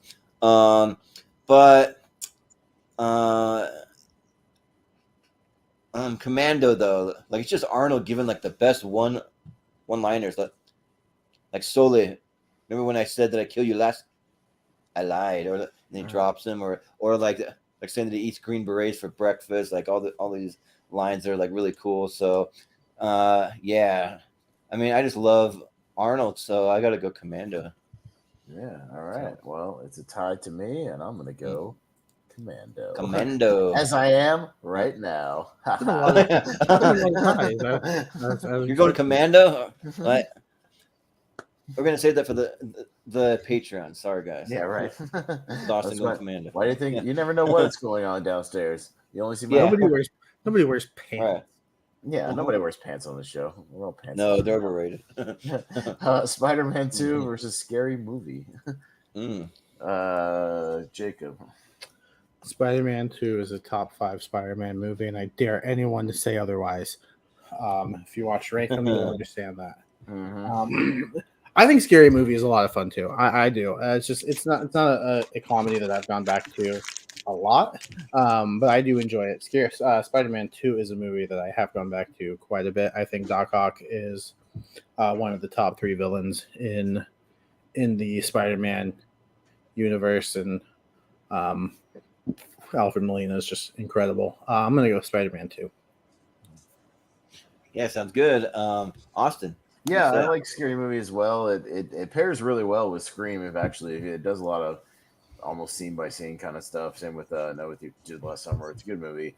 But yeah, Spider-Man 2 is still the best Spider-Man movie. Fight me, Jordan. Yeah. Yeah. It's been a while since I've gone back to watch the scary movies. I have a lot of fun with them, especially the first 2. I think that they're kind of on par, but I even like 3 and 4 are just a little bit too. I think that they're all pretty fun. But I think 3 is yeah. pretty underrated because Charlie Sheen is good at parody, like in the Hot Shots movies. And Yeah, then when he they put is, him in yeah. those movies, he's great. Him and Leslie Nielsen in that movie are both great. Like, and Simon Rex is funny too. So Yeah, yeah, they're really funny. Yeah, Simon Rex doing the spoof of Signs and all that stuff. Like, think it's a good time. Or like 8 Mile, like Yeah, all it's that one of the stuff. few movies I can tolerate Kevin Hart because he's like Anthony Anderson's little sidekick, always trying to like high five everybody, but he's too short. Like they actually Yeah. fuck him a lot, like Yeah. and they're always just like Good knocking stuff. him off of the sides of like stages and shit. You know, just like Yeah, yeah. like he's actually tolerable in that movie because they kind of make fun of him most of the time. Yeah. He's great. Yeah. Yeah, but I mean, I'm a Spider-Man guy. Spider-Man 2 is one of the best Spider-Man. I think it's my number 2 because No Way Home, like it just edges it out from me. But even still, like it's still like a really, really great. Like they're neck and neck. So yeah, I'll give it to Spider-Man 2. Okay. Malcolm. Yeah, I'm not going to name names. Soda, Noah, Aaron, of the people responsible for getting Spider-Man 2 rated lower down on Rankin. It's definitely a top 5 Spider-Man movie, so I'm going to go Spider-Man 2. Yeah. Yeah. Spider-Man 2. It's my number 4, right behind No Way Home and the 2 Spider-Verse movies. Mm. Oh, Oh, Austin, what are you doing? Told you. I told you it wasn't going to be easy. Pulp Fiction versus T2. Let's go. We get Dangerous Minds against Grandma's Blood. Yeah, and I'm pretty Pulp sure Fiction against T2. I'm pretty sure this is a matchup that has happened several times actually in several tournaments. It never gets any easier though because for me, I have to go first, and T2. But ask me tomorrow, it could be Pulp Fiction. Jordan. Yeah. Man, this is tough, but man, Oddly enough, they're both number 3 in the filmographies. Pulp Fiction is number 3 for Tarantino for me, and Term T2 is 3 for Cameron. So go figure. You know? yeah. My threes. Yeah. Gosh, like this is like one of the toughest matchups like in a while for like any tournament. But I think Pulp Fiction, just like when I saw it for the first time, it just absolutely blew my mind. Like it just was just like as far as like writing and character work and like the dialogue, the way that all the segments are out of order. Like we've already like talked to death about both these movies, but and Terminator 2 is good too. It's like one of the best action movies of all time. But I got to give it to Pulp Fiction. Malcolm. Yeah, I mean, I'm not the biggest fan of Terminator. Like I do plan on giving the franchise the first 2 a rewatch and watch the rest of the franchise because I really wasn't interested in watching the other ones after seeing 2. But just because and I know Austin's not going to confirm this, but I'm fairly certain Pulp Fiction's won at least a few tournaments, so I'm going to go give it to Terminator 2. Yeah. Jacob. Terminator 2. Now move on before I change my mind, please. Oh, Yeah, right. okay. This one's tough. T2. Huh? So tough. Yeah. Right. Young Frankenstein and Office Space. Ooh, another movie that's in Mm. my list. Yeah. Frankenstein. Yeah. Oh, sorry, Frankenstein. Frankenstein. And I've got Office Space on my list. I don't know if anyone else does. I think it's on mine. I love Office Space. Yeah, same. So, Jordan. yeah, I really do love Young Frankenstein. Mel Brooks is my second favorite director. I just think that like he just has like a really solid filmography. Like almost everything that he's done has been good. So, and yeah, this one's a lot of fun. When I first saw it, I thought it was a movie from like way back, like something from like the 30s or 40s or something. I was like, but it's not. It's just kind of filmed in that style. But Office Space is just like it's all-timer comedy for me. Like it's just, I think that it can appeal. Like even though it takes place in an office, like for anyone who's ever hated their job or wanted to give the middle finger to their boss or just like quit in the middle of a shift or like whatever it might be, like it just really appeals to me in that way, and I'm sure a lot of people. So yeah, it's great. I got to go Office Space.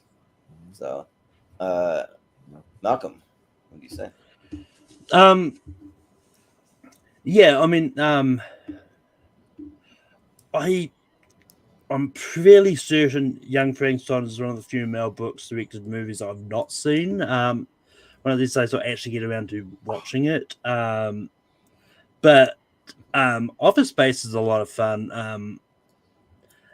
And it's really enjoyable. I remember when I watched it for the first time, I wasn't as high on it, but after a rewatch recently, I got a little bit more appreciation for it. So I'm going to go Office Space.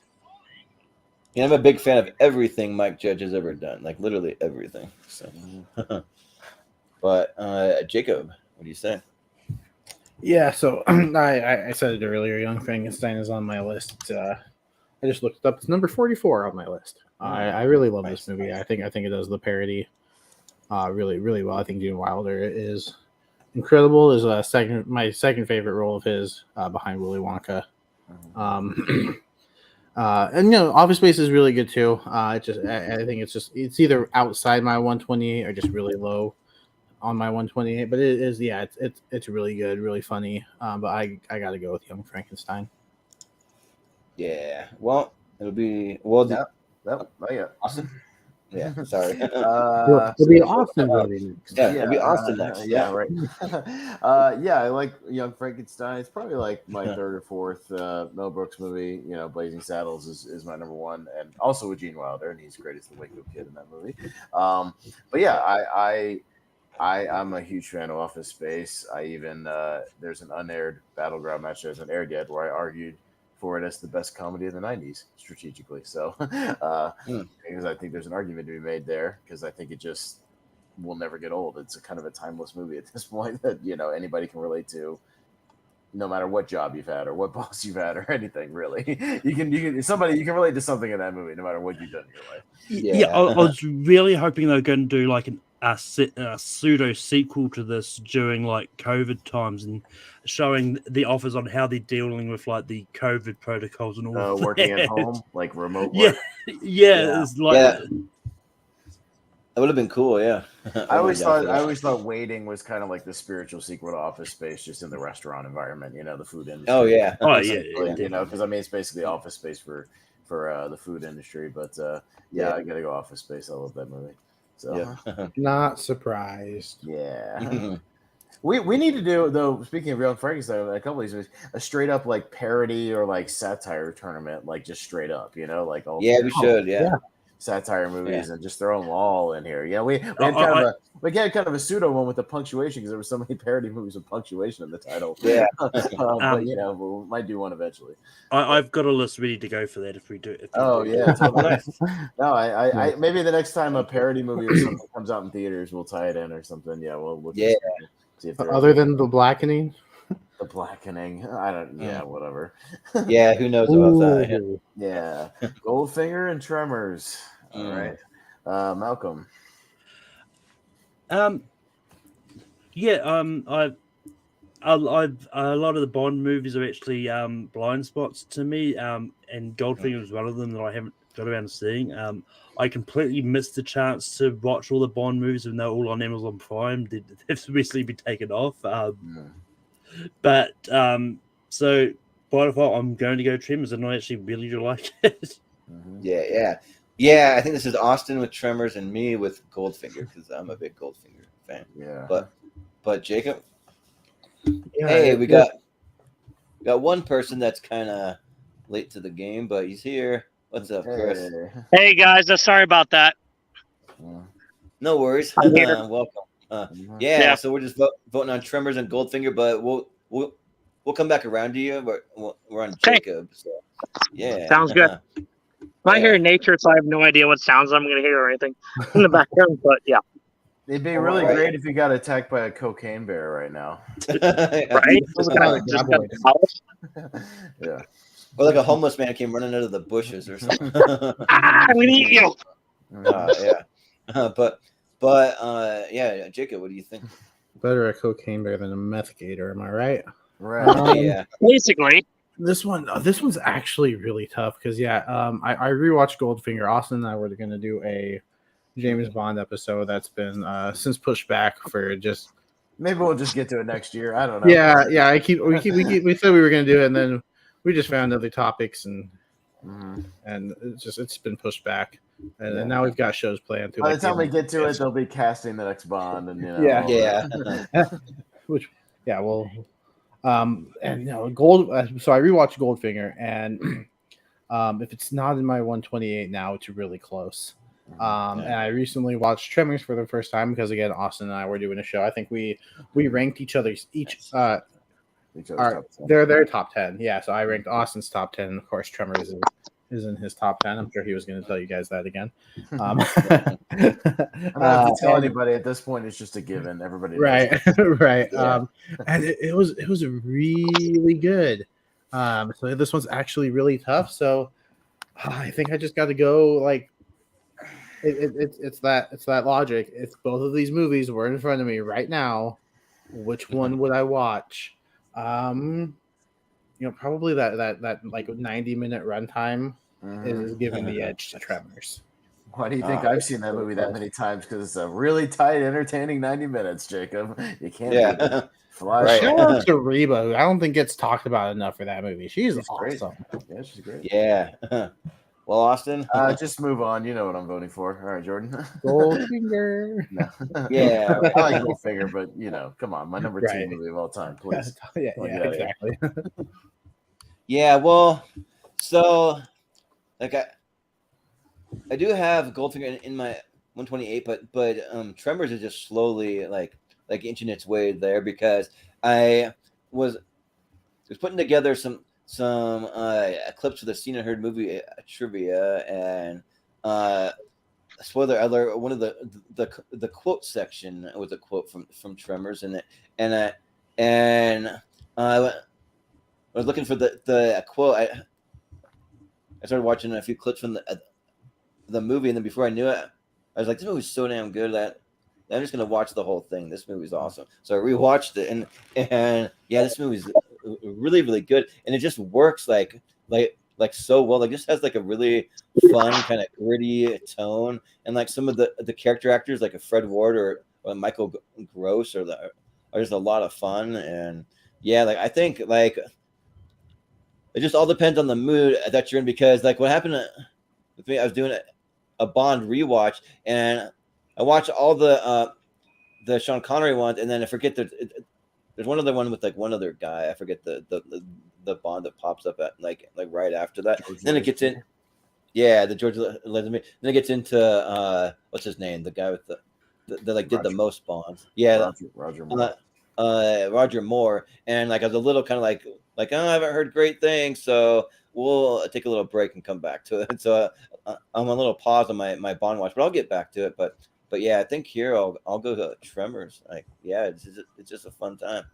But Chris, don't feel too bad. Steven Shepard said he'll be a little late, and he's still not here yet. So you did better than him. All right, cool. So, yeah, guys, I'm sorry, man. I'm still kind of in skit costume, but God, this one is tough. Like, because I love both these movies, but I mean that Goldfinger theme song is incrable. Yeah, and I love him as James Bond in here. And the story is solid. Yeah. I think for those reasons, probably, and I mean, I love Tremors. Tremors is a fantastic movie, but I feel like I've probably seen Goldfinger more times, so I'll probably give it barely to Goldfinger. Yeah. Can you guys hear me okay? Yeah. Okay, good. Yep. Are you good? All right, got The Right Stuff and Hot Shots Part 2. Ooh. All right. I don't know who had the right stuff on their list. Maybe it was you, Chris. I don't know. But I don't think so.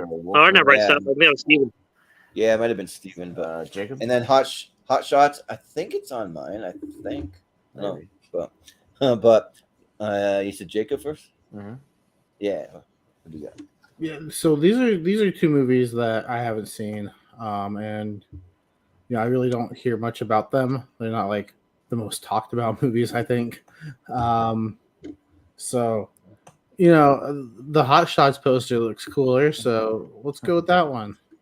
Yeah, the Rambo spoof. I'm Austin. Yeah, I've been meaning, if I didn't have such a crazy week at work and trying to sleep whenever I can. I probably would have watched the right stuff for this because I have it on Blu-ray and I still haven't watched it. I've been meaning to.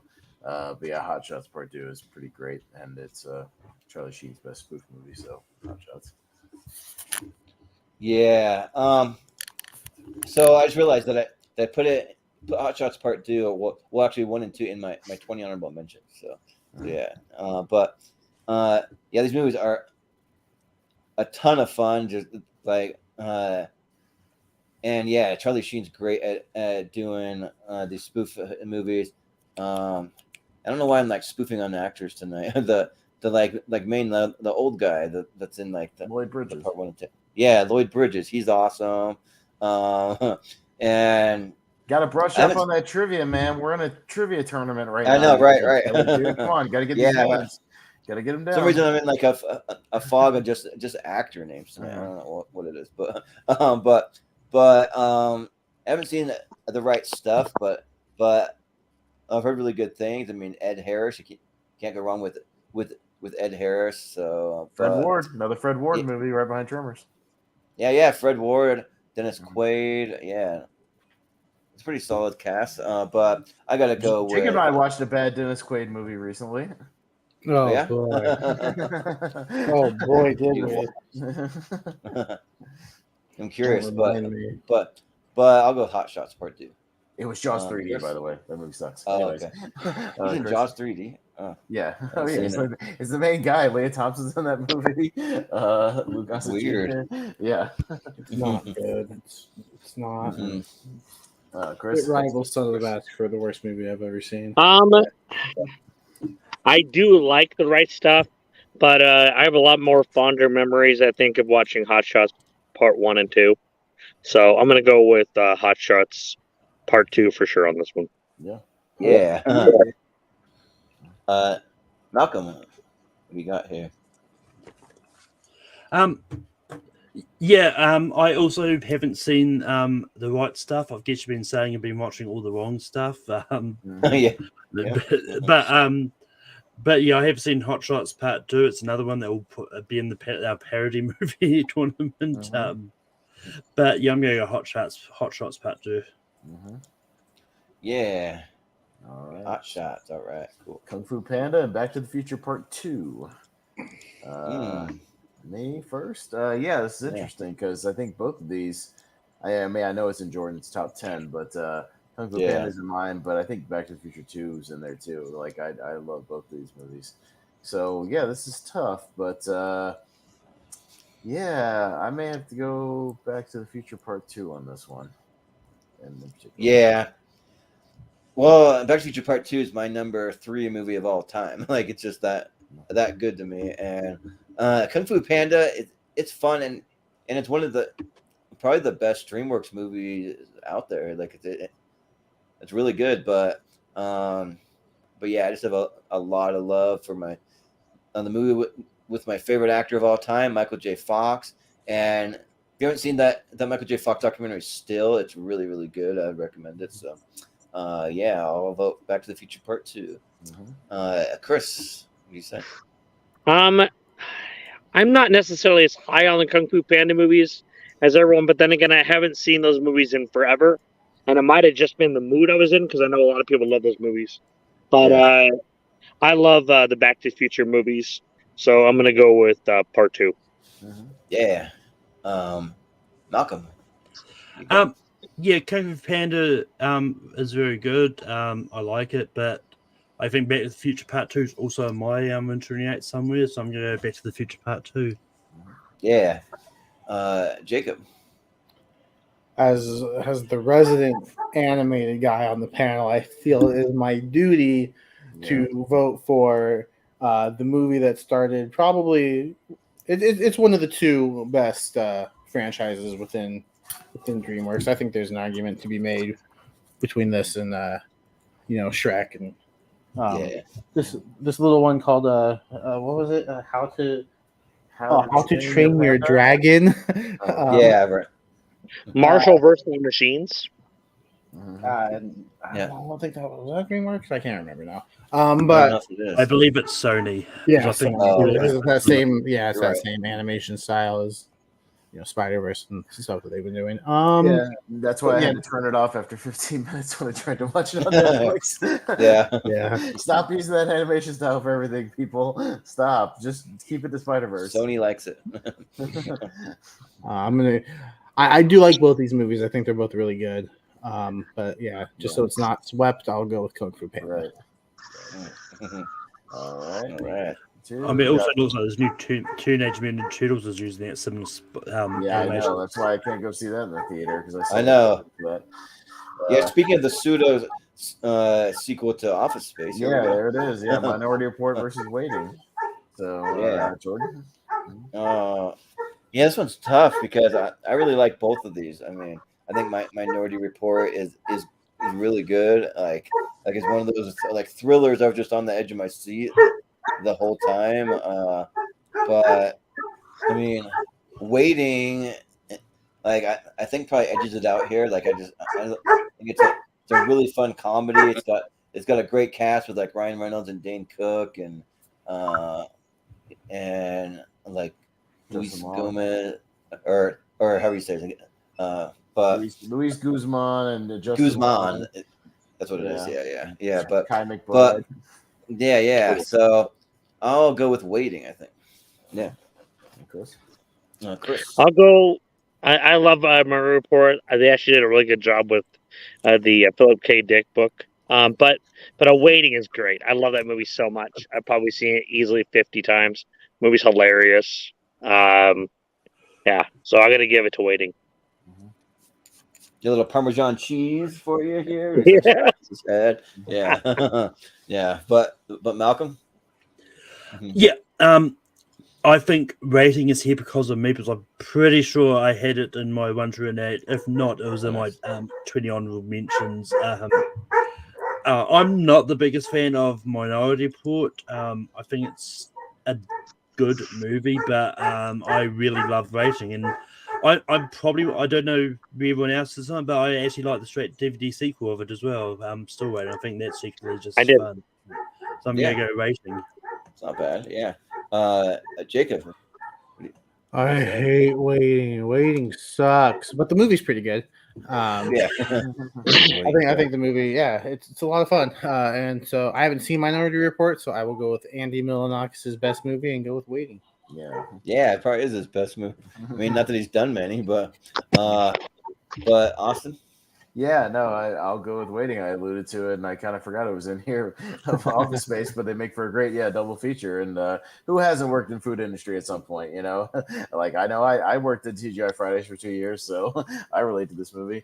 But yeah, and you know who loves Minority Report? Steven, because I'm pretty sure it's in his list. But sorry, Steven. Yeah, right. Yeah. You got to be here to vote for your movies. So by the time he gets here, we'll be in the second round, probably. Exactly. We'll be speeding through this thing to the finish, Well, I tried working in the food industry for 2 weeks. I worked at a Wendy's, and I said, I'll never go back to the food industry. Not for me.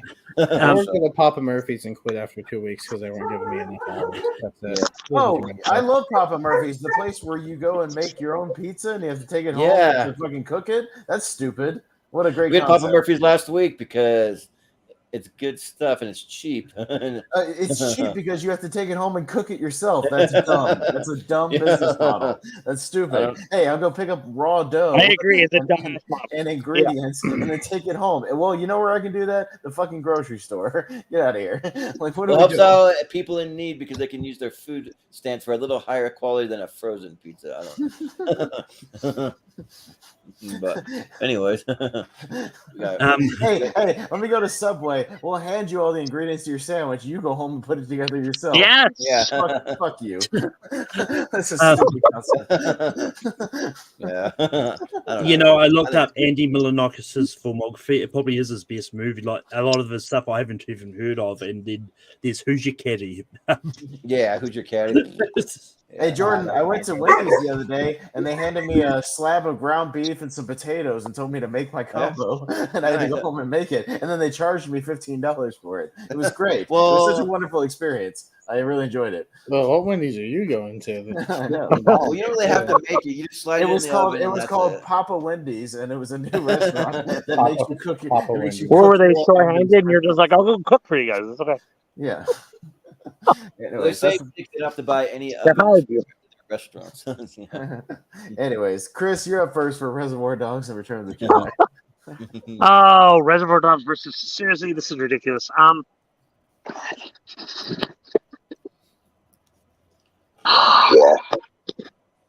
Both of these are so good. God, I hate to vote against Reservoir Dogs, but I really love Return of the Jedi, so I'm gonna go with that one. Okay. Yeah. Yeah. Malcolm, you say? Yeah, I mean, Reservoir Dogs is probably lower tier Tarantino for me. But I think Return of the Jedi is probably mid tier Star Wars for me, so they're both sort of semi equal. But just because I think Star Wars pops up a lot in various things, like probably for good reason, I'm actually going to go Reservoir Dogs. Okay. Yeah. Jacob, what do you say? I haven't seen Reservoir Dogs, so it's a blind spot of mine that I need to get to. Return of the Jedi, not my favorite Star Wars movie, but it's probably in the upper half. So I'll go with Return of the Jedi. Yeah. Well, Austin? Well, Jacob, you know what we should do is whenever Tarantino's final film comes out, we should split his filmography in half and do 2 episodes of a podcast about movies about it. What do you say? Yes, I want part of that. Yeah, there you We go. could split it right in half and do like a 5 and 5. You know what I mean? Like be close Yeah. to a 4. But we could do a 5 and 5. Well, So, we yeah. can add one more movie. We'll What's add one more. Yeah, whatever. Be a long episode. That's fine. I mean, technically, we could. I mean, technically, Kill Bill could be one movie, right? That's So- true. We could. Yeah. We could do that. But for this one, I'll go Return of the Jedi because, Reservoir Dogs is about 5 or 6 on the Tarantino list for me, and Return of the Jedi is 2 or 3 on the Star Wars list for me. So Return of the Jedi. Yeah. So Reservoir Dogs ranks pretty low as far as Quentin Tarantino movies go, but all his movies are good, every single one of them. So it's just tough. But and I've seen all of them except for Death Proof. That's the only one. I still got to see that. But Return of the Jedi, yeah, that's in my top 20 movies of all time. It's my favorite Star Wars film, but it's my second favorite thing Star Wars ever done, besides Star Wars Rebels. Like I'm a huge fan of that personally, but yeah, like it just does. Like the thing that I love, we switch back and forth. Yet you have the Moon of Endor scene where they're fighting with the Ewoks and against the stormtroopers, and you have like a great space battle with Lando and the Millennium Falcon. Then you switch to Luke with his black Jedi robes going to confront Darth Vader as his father with the green lightsaber and all that stuff, and it's just really, really cool. So like every time that it switches back and forth, it works really, really well for me. So I'm gonna go Return of the Jedi. All right, Return of the Jedi. Yeah. Jedi, and I'll go down to Jurassic Park and Jay and Silent Bob Strike Back. Speaking of Jay and Silent Bob, so yeah. All right, Malcolm. Yeah, I mean, I really do like Jurassic Park. It comes up a lot for good reason. Then so does the Viewer's Universe in various forms. But you know, I'm here for some anarchy. I'm going to go for Jay and Silent Bob Strike Back. Yeah. Well, Jacob, what do you say?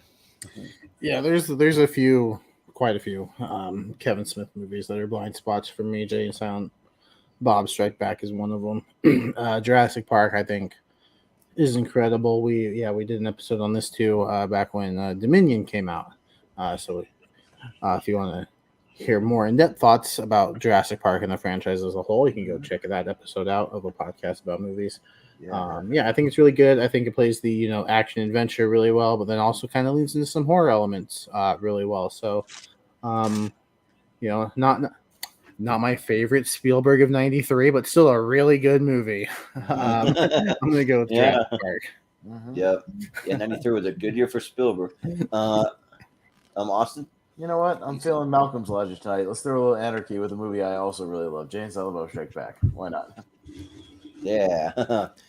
And don't you hate it, Austin, when your work throws a wrench into it and you have like a really crazy work day, like you got to do inventory, you got to do these things? Because I got a message from Steven saying that like they made him stay to close and like he got roped in and he's having a shitty night at work. So we'll give him a pass from being on tonight. It's all good. It happens. Well, that happens to me when I had working 12 hours a day and fucking I got roped into coming in even an hour earlier tomorrow morning, so I have to wake up at 3:30 instead of 4:30 tomorrow morning.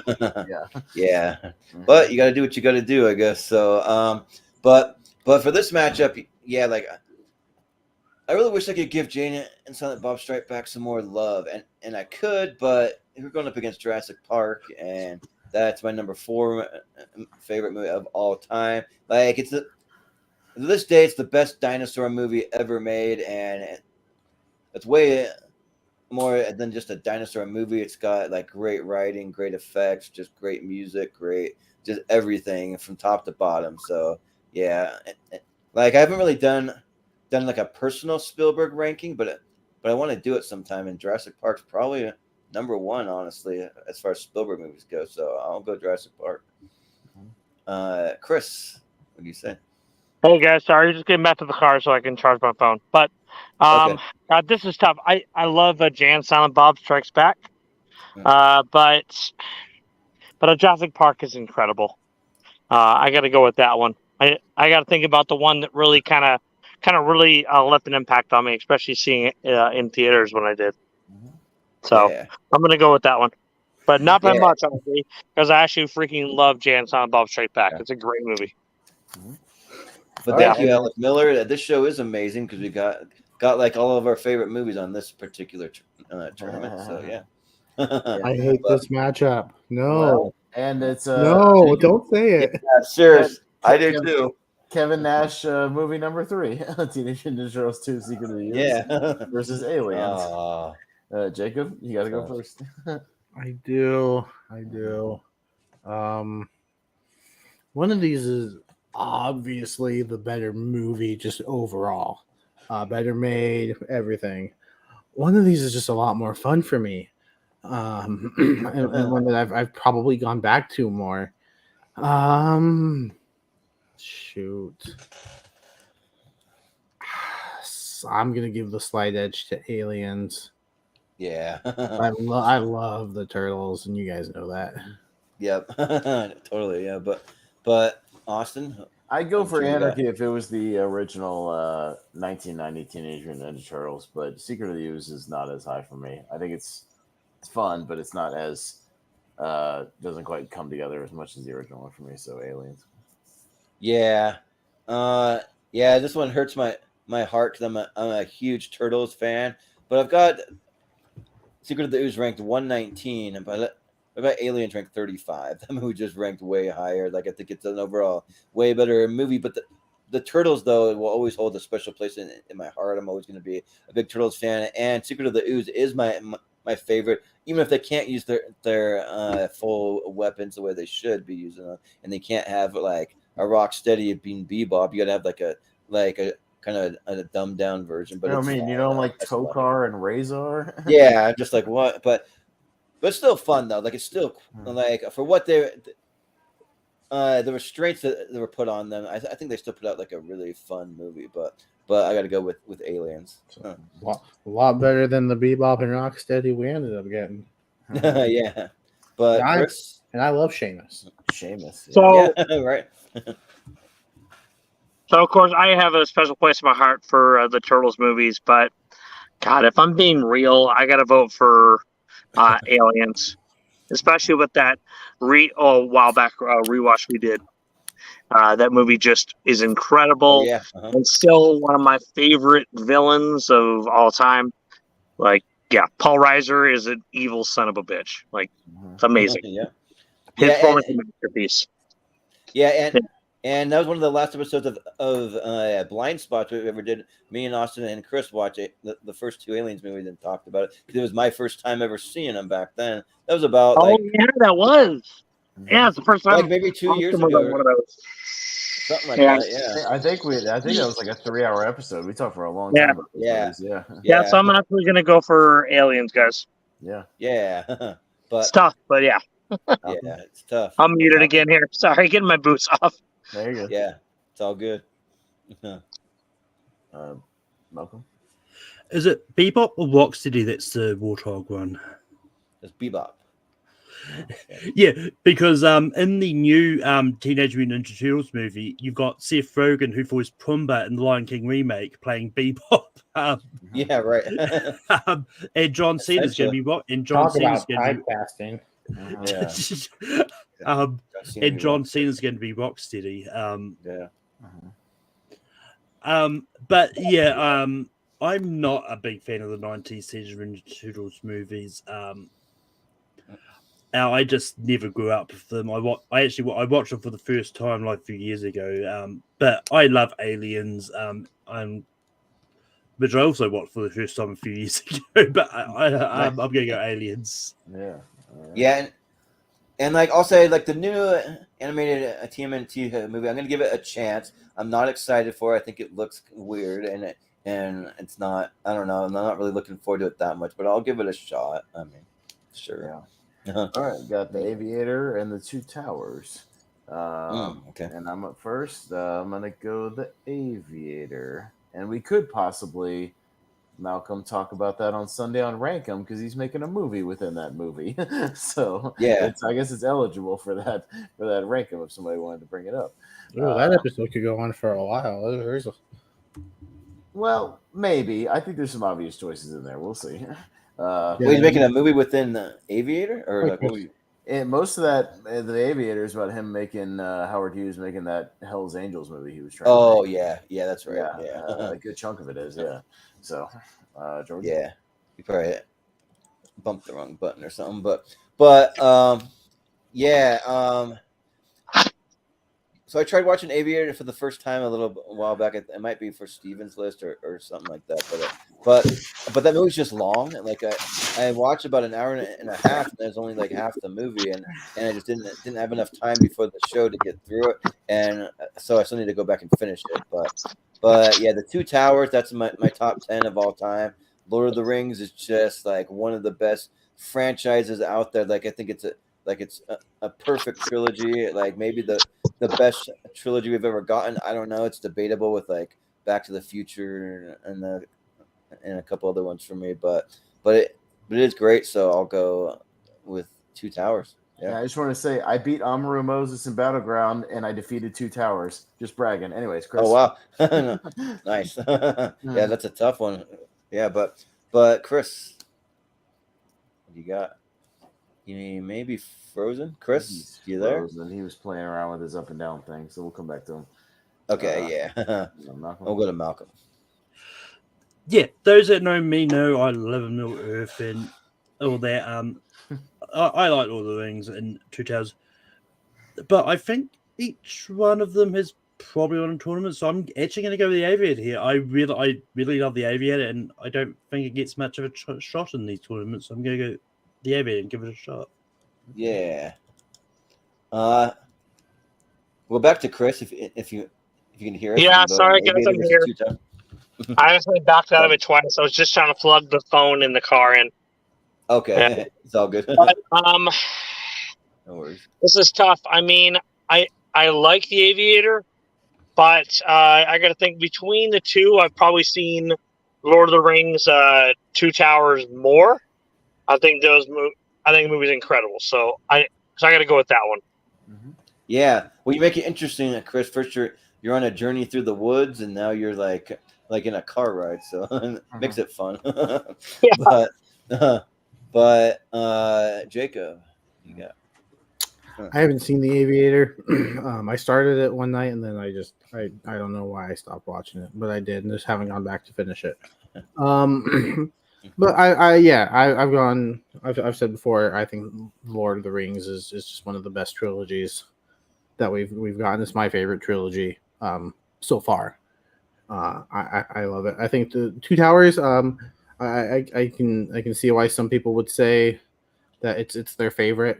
I personally am a Return of the King guy, but I watched all three of them back to back because I think it's if I'm gonna watch them, I'm gonna watch them as a complete story. So I really love the finale. But I'm gonna go Lord of the Rings here. Yeah. I'm thinking next time, Chris, you got to come in the full Jeff character. Like, just do it in character the whole way, so we can see what the cowboy's all about here. but right. All right, Jordan, you'll be up for My Big Fat Greek Wedding and Captain America: Civil War. Yeah. So this one's right. We need to do this like camera thing I found. Seems to be a live stream or something. Yeah. There's something movie going on. We had old black and white films in my day. Yeah. Yeah. Nice. Yeah. This one's easy for me because Civil War is my favorite Marvel movie. We did the rankings on the channel. That was my number one with the bullet.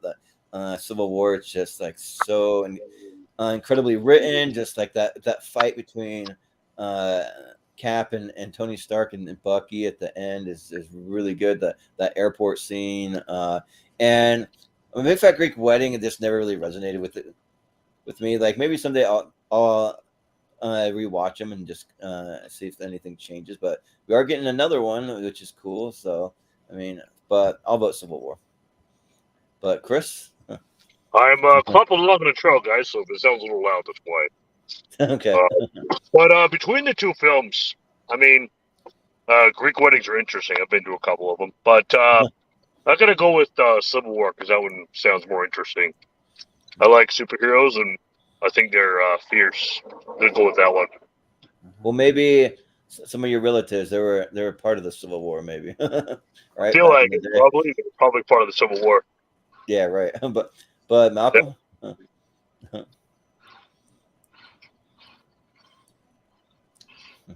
You're muted.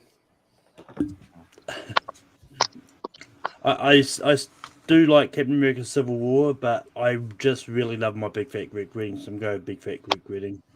Yeah. Jacob. This one's for the moms. Let's go My Big Fat Greek Wedding. Yeah. Well, we just had Mother's Day recently, so it kind of sort of works. Austin? One of these movies is in my top 100, and that would be. You were going to say Big Fat Greek Wedding, right? Yeah. Yep. Yeah, that's what I did by moving it because it is. Over Civil War, though, that's crazy. I would absolutely watch this over Civil War. Absolutely. Never in a million years. I've seen Big Fat Greek Wedding. The masterpiece of Civil War, what they were able to do. Big Fat Greek Wedding is a masterpiece. 12 Angry Men versus The Running Man. Chris. Between the two, I mean, Running Men and 12 Angry Men. I got to think about what film sounds more interesting to me. One looks like it could be a courtroom drama, which can get pretty intense. People have a tendency to draw guns and stuff. So I'm going to go with 12 Angry Men here, easily. Yeah, that sounds good. Chris. 12 Angry Men. Oh yeah, sorry. Malcolm, I don't know why I said your name again. You just Malcolm. for 12 Angry Men. Yeah. It is Jeff Reynolds there. Who's this Chris guy? Yeah, we had Jeff vote, now it's Chris, now it's Malcolm. Yeah, I've still got to get around to seeing The Running Man. I still haven't seen it, but I saw 12 Angry Men for the first time just recently, and it's a really good movie, so I'm going to go 12 Angry Men. Yeah. Jacob, what you got? Also haven't seen The Running Man. I need to get to it. 12 Angry Men is in my top 10. I think it's one of the best scripts, just period, ever written. It's one of those movies that captivates you with the dialogue and not the action and the in your face, CGI, whatever. It's just a really good, well written movie. I'm gonna go with 12 Angry Men. Yeah. Austin. Running Man's in my 128. Love that movie. Richie and Jacob still need to both see it. You know why? Because there's a lot of wrestling influence in that movie. You would really like it. Yeah, that's what I've been telling you guys. So I'll go Running Man, just so it doesn't get swept. Yeah. I've always thought that like the Running Man could be one that could maybe even benefit from like a modern remake. Maybe they could do it in like modern I'm okay with times. that. I'd be okay with a modern remake of Running Man. Yeah, like just with like technology and streaming and like I don't know, whatever they could do with it. But yeah, this one's tough. 12 Angry Men is like one of the few classic movies that I just think is like a near masterpiece. Like there's just nothing wrong with this movie. It's just great, like from beginning to end. Like it's just like, and it's just a movie that just takes place in one location. These 12 guys debating over this trial, and it works really, really well. The Running Man's great. It is a lot of fun, and I even put that little clip in one of the little intro, like it's showtime, whatever. But I got to go 12 Angry Men. Jacob, all the stalkers have their own entrance music. It's great. It's like just like wrestling. Yeah, you have to watch it. Nice. They get their own entrances. Yeah. Punch Drunk Love and How to Train Your Dragon, the original one. So, and Malcolm. I'm not sure who has these on their list, but Sean and I think I've got How to Train Your Dragon on mine. Okay. But yeah, I think How to Train Your Dragon is a really good movie. But Punch Drunk Love is probably in the upper tier of my Adam Sandler list, and so I'm gonna go Punch Drunk Love. Yeah. Jacob. I like one of these movies. I like Punch Drunk Love. I love How to Train Your Dragon. I think it's kind of on par with Kung Fu Panda for me in that upper echelon of DreamWorks. Started a franchise that, it could be considered DreamWorks' best. Not only DreamWorks, but like as far as animated trilogies, I think you could make an argument that it could rival Toy Story. I'm personally a Toy Story guy, but I could see the argument being made that's how good this franchise is. I'm gonna go with How to Train Your Dragon. Yeah. Austin. Yeah, these are both movies that I like. I don't love either one of them. I like both of them. So what's the one I've seen most recently? Punch Drunk Love. Sure, yeah. Yeah, I really like both of these. I think Punch Drunk Love's really good. I kind of like maybe went in with like too high of expectation because it didn't quite meet my expectation, but that's all right though because I still thought that it was really good, just not like an all timer quite for me, but it's good. But How to Train Your Dragon is a franchise that's so good that at the new Universal Epic Universe land that they're building, they're gonna have an entire How to Train Your Dragon land, and like I'm super excited to go check that out. I think that's gonna be amazing, and the movie's great, and I only watched it about a year ago for the first time. I watched 1 and 2. I still haven't seen the third one yet, but I want to. So, and yeah, it might be one of the best things that DreamWorks has going for it. So, I'll go with How to Train Your Dragon. Chris. So I once saw Dragon in the Wild Druid. That was very memorable. So I think for that reason, I got to give it to this movie, How to Train Your Dragon. Yeah, sounds good. It'll be How to Train Your Dragon. All right, Don't Think Twice and Air. Ooh, we got a recent release on here. I like it. Recent one. Yeah. I think this is the last one on this side. Jacob. Yeah.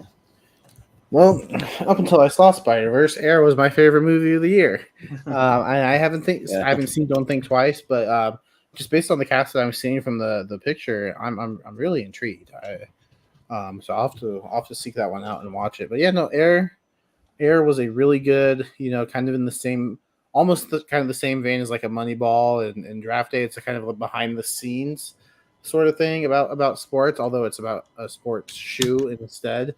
But yeah, really good performances. I think it's well written. Ben Affleck is having quite the year apparently between this and Hypnotic. Still haven't seen Hypnotic, but I've heard things me- about from that me- movie. from me Yeah. mostly, right? Yeah. Mostly, yeah, Oh, I've heard it's things. It's a must see for different reasons than Air. I'll say that. So, I'll go with Air. Mhm. I think yeah. Hopefully it gets some recognition at the end of the year as well. Yeah. Austin. Yeah, no, I haven't seen Don't Think Twice just yet. I think that was one of Richie's picks or something like that. But yeah, Air is in my top 5 of the year so far. Like, we'll see. Got a lot of good, potentially good movies coming out still for the rest of the year. So we'll see where it ends up. But as of right now, it's in my top 5 of the year so far. Loved it. Give me all these movies you can give me that are based on stories, and maybe we'll talk about Air on Rakem on Sunday. It's very, very possible. So I'll go there. No, we'll definitely be talking about it on our best of the year so far Right, episode of for a podcast sure. about movies. Oh yeah. Shameless plugs. Yeah, like Air, that's one of my top of the year also. Like, it's at least in my top 5. I haven't sat down and made my final list or really gone through it all, but I'm going to be doing that soon. And yeah, Air was really, really solid. And yeah, like, give me all the movies about these companies. I just watched Flamin' Hot. That movie's great. I'm halfway through Blackberry and it's really good so far. So I got to finish that one. And Tetris was good. They're all good. Yeah, Tetris was awesome. And even going back to stuff like The Social Network, or like the news about all these companies. And there's so many untapped stories about all these companies. I really want to see one about the Pepsi challenge, and what happened in the Philippines. If you know that they mistakenly printed the winning number for $1 million on like 3,000 caps, and there's riots and but don't quote me on this. I thought someone got maybe killed over it. I don't know. Don't quote me on that part, but I thought I maybe heard some. But yeah, and I Don't Think Twice is really solid too. It's a movie directed by Mike Birbiglia. He's a great stand-up comedian. They got Keegan-Michael Key being the guy who gets an audition and gets cast to be on a pseudo Saturday Night Live a show that's like basically Saturday Night Live for that movie universe, and yeah, and then how all his other comedy troupe friends kind of deal with him getting selected and not them, and how they deal with their friendships and stuff around that. But yeah, so that movie was good, but I think Air might be a little better, so I'll go Air. I like to think of Mike Birbiglia as more of a stand-up storyteller than a stand-up comedian, because his specials nowadays are just really good storytelling, but also really funny. Yeah, I would agree. Yeah, totally. But Chris or Jeff, what do you got? We're going back to Chris for the speed round. Just letting you know. Okay. All right, sounds good. Guys, let's just go back to Chris. We'll do that. Jeff Reynolds is taking a nap. Yeah. But Sure, guys, yeah. Okay. check that out over on TikTok. So, Yeah. anyways, guys, between the two movies, I haven't seen Don't Think Twice, although that cast sounds amazing. And did you say it was a Mike Viviani story? Birbiglia. Yeah, Mike Birbiglia. I love his storytelling. I think he's amazing. He's good. But Air surprised me. I was obviously very, very late to it. I know you guys talked about it, and I was like, oh, it's going to be okay. But I watched it, and I loved it. I think it might honestly be my favorite Ben Affleck performance ever. Especially his night was phenomenal. Yeah, he is good. He's really good. And the interplay with Damon's character, how he visited the home of the family and really kind of cared about them and really wanted kind of the best. And especially Michael's mom. I think that was just awesome. Yeah. Amazing cast, awesome writing. Can't go wrong with Viola Davis. So. Yeah, she did an incredible job. So I got to go with Air. Yeah. Sounds good. Malcolm, you said. Yeah, I think Air was also Chris Tucker's sort of return to. Yeah. As well. Chris Tucker used to do more. Come on, he's awesome. But yeah, Don't Think Twice was on my 128. Yeah, I mean it's one that I had rewatched for when we did the 2016 tournament. Just I just remembered how much I loved it, and it just shot into my 128. And yeah, I mean, I do like Air. It's a really good movie, but I'm gonna go Don't Think Twice. Yeah. Well, we got a little love for it, but through Air. All it'll be right. Air. All right. Speed round time. Who's ready? Who's ready? All right. Speed? Ready? If Viola Davis can get nominated for her 15 minutes in Doubt, she should also be considered for Air. Yeah. She's also on our Best Movie Moms tournament. So, yeah. All right. Let's do it. Speedy time. Yeah, Chris, you can kind of check out what we had over here that you missed. Beat that 2.5 hour mark. Oh, I missed some bomb movies. Yeah. All right, so start with me for Paths of Glory and Finding Neverland. Sorry, Jacob, got to go Paths of Glory. All good. My favorites. Jordan? Yeah, like I don't really love Finding Neverland. Like it's just like I think the movie's good, but it's not a Jordan type of movie. I think so. So I'll go with Paths of Glory, even though I haven't seen it. I'll still go with it. But Chris. Between the two movies, I gotta definitely go with Finding Neverland. I remember seeing that movie years ago, and it surprised me. I think it's a solid story. I love that we kind of get the behind the scenes and kind of the making of is what it kind of feels like to me. I love it. Yeah. Yeah. Good. Malcolm. Yeah, I'm gonna go Finding Neverland. Yeah. Yes. Finding Neverland. Oh, all right. Finding Neverland. You guys need to watch Paths of Glory. Sorry, Austin. I do. No, you're right. I absolutely do. Yeah. Jordan. Can't comment. I've never seen that movie. Oh yeah, this one's easy. Django. Yeah. Chris.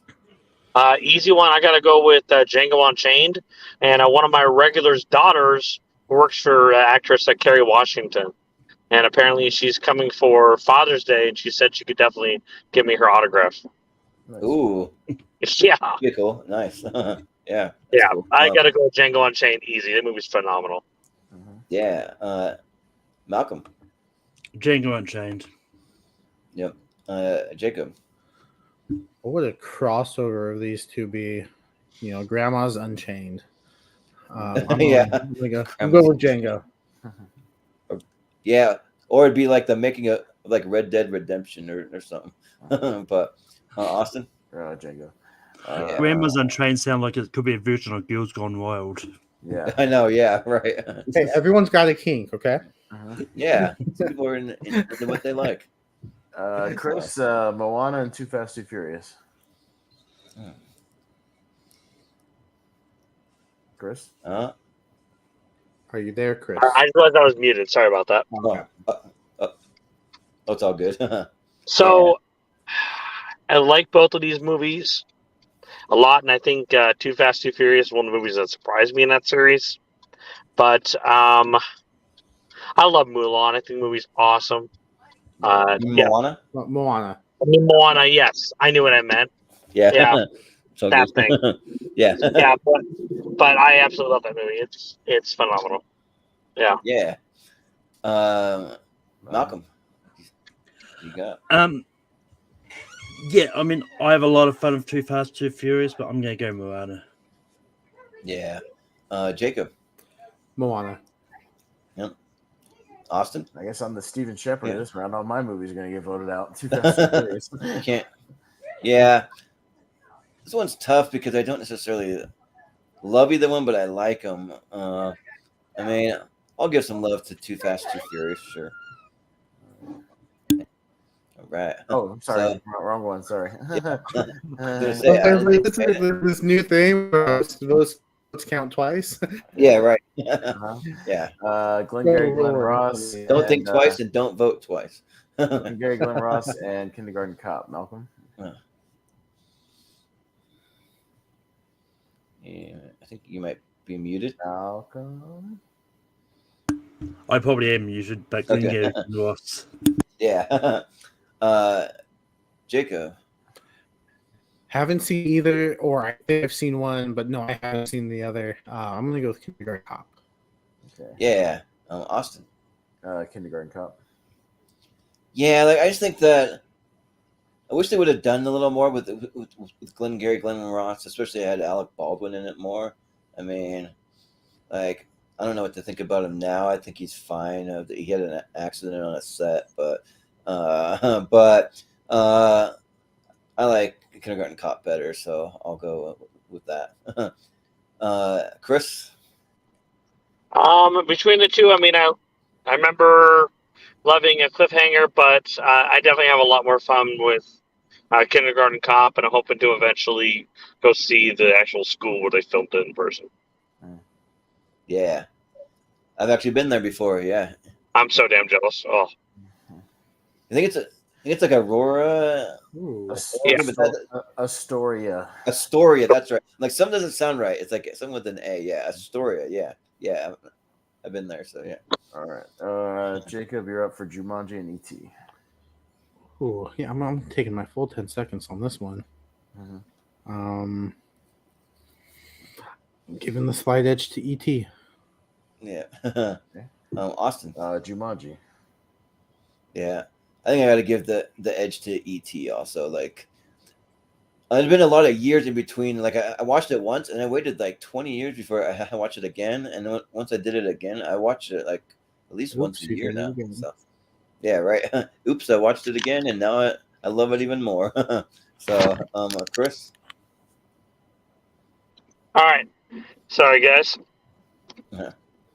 So, God, this is tough. Like, I love E.T., but I got to think maybe what I have more fun with, and I think that is probably Jumanji. Yeah.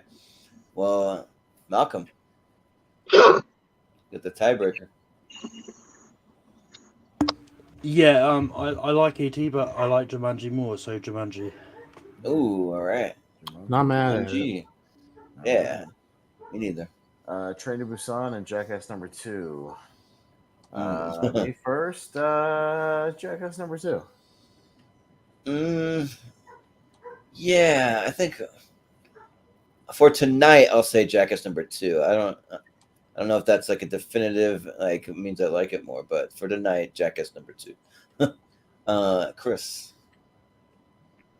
I like the Jackass movies a lot, but for this, I got to go with Train to Busan, which I know was very late to it, but it blew me away so much that I bought it on DVD, and I'm hoping eventually it comes out on 4K because I want a 4K copy of that. Yeah, same. But Malcolm. Yeah, I'm not going to vote Jackass again. I'm going to go Train to Busan. Yeah, you did it once, and we have it on video that you voted for a Jackass movie. Wow. Yeah. I also wasn't going to vote for a movie with Amber Heard in it because it took out 3 days to kill. Yeah. but Jacob. Yeah. Yeah, I have a lot of fun with Jackass, but I'm going Train to Busan. Yeah, Train to Busan. It's close. All right, Lion King and Looper. Jordan.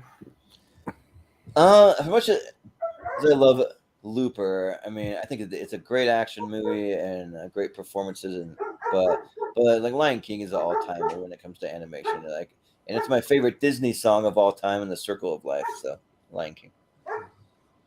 Chris. All right. So let's see. Between the two, I'm going to go with Looper for sure. Yeah. Malcolm. Oh, Lion King. Yeah. Jacob. You know, Austin, those fart jokes in The Lion King really land, don't they? I'm gonna go with The Lion King. Yeah. That's why Beauty and the Beast is better because it doesn't have any fart jokes. Yeah. Lion King. There is fart jokes. Didn't think about that, did you, Jacob? So sorry. Yeah, I think it's because you said that. That's why I went to the pervy candlestick. Yeah, I know. I was like, well, I gotta counter it with something. I was like, they literally open Pumbaa's backstory with a fart joke. I'm like, that's not good. You clear the savannah after every meal. Yeah. Yeah. Castaway and John Wick. Chris. I gotta go with John Wick. Yeah. Malcolm. John Wick. Yeah. Jacob. Mr. Wick. Yeah. Austin. We seem to have a genuine conundrum, Mr. Wick. Yeah. Scott Adkins is so great in that fucking movie. Jordan. Yeah. I'm going to kill them. I'm going to kill them all. Dead Man's Hand, Mr. Vic. John Wick. Yeah. Yep. That'll be John Wick. All right, John Wick. Yeah, Scott Adkins, man. I really hope there's a way he can get nominated for that. I don't think so, but No, he would never get nominated for that. No. It's Yeah. silly. It's silly. Well, like, no. Maybe at the MTV Movie Awards. yeah, but like even so, like you wouldn't even know that that's Scott Adkins unless you like we're told. No, if you didn't tell me that he was in the movie and that was him, like I wouldn't. Right. Yeah, Yeah. you really wouldn't good, know. yeah. So. All right. Commando and Spider-Man 2, Malcolm. Spider-Man 2. Yeah, Jacob. The top 5 Spider-Man movie, Spider-Man 2.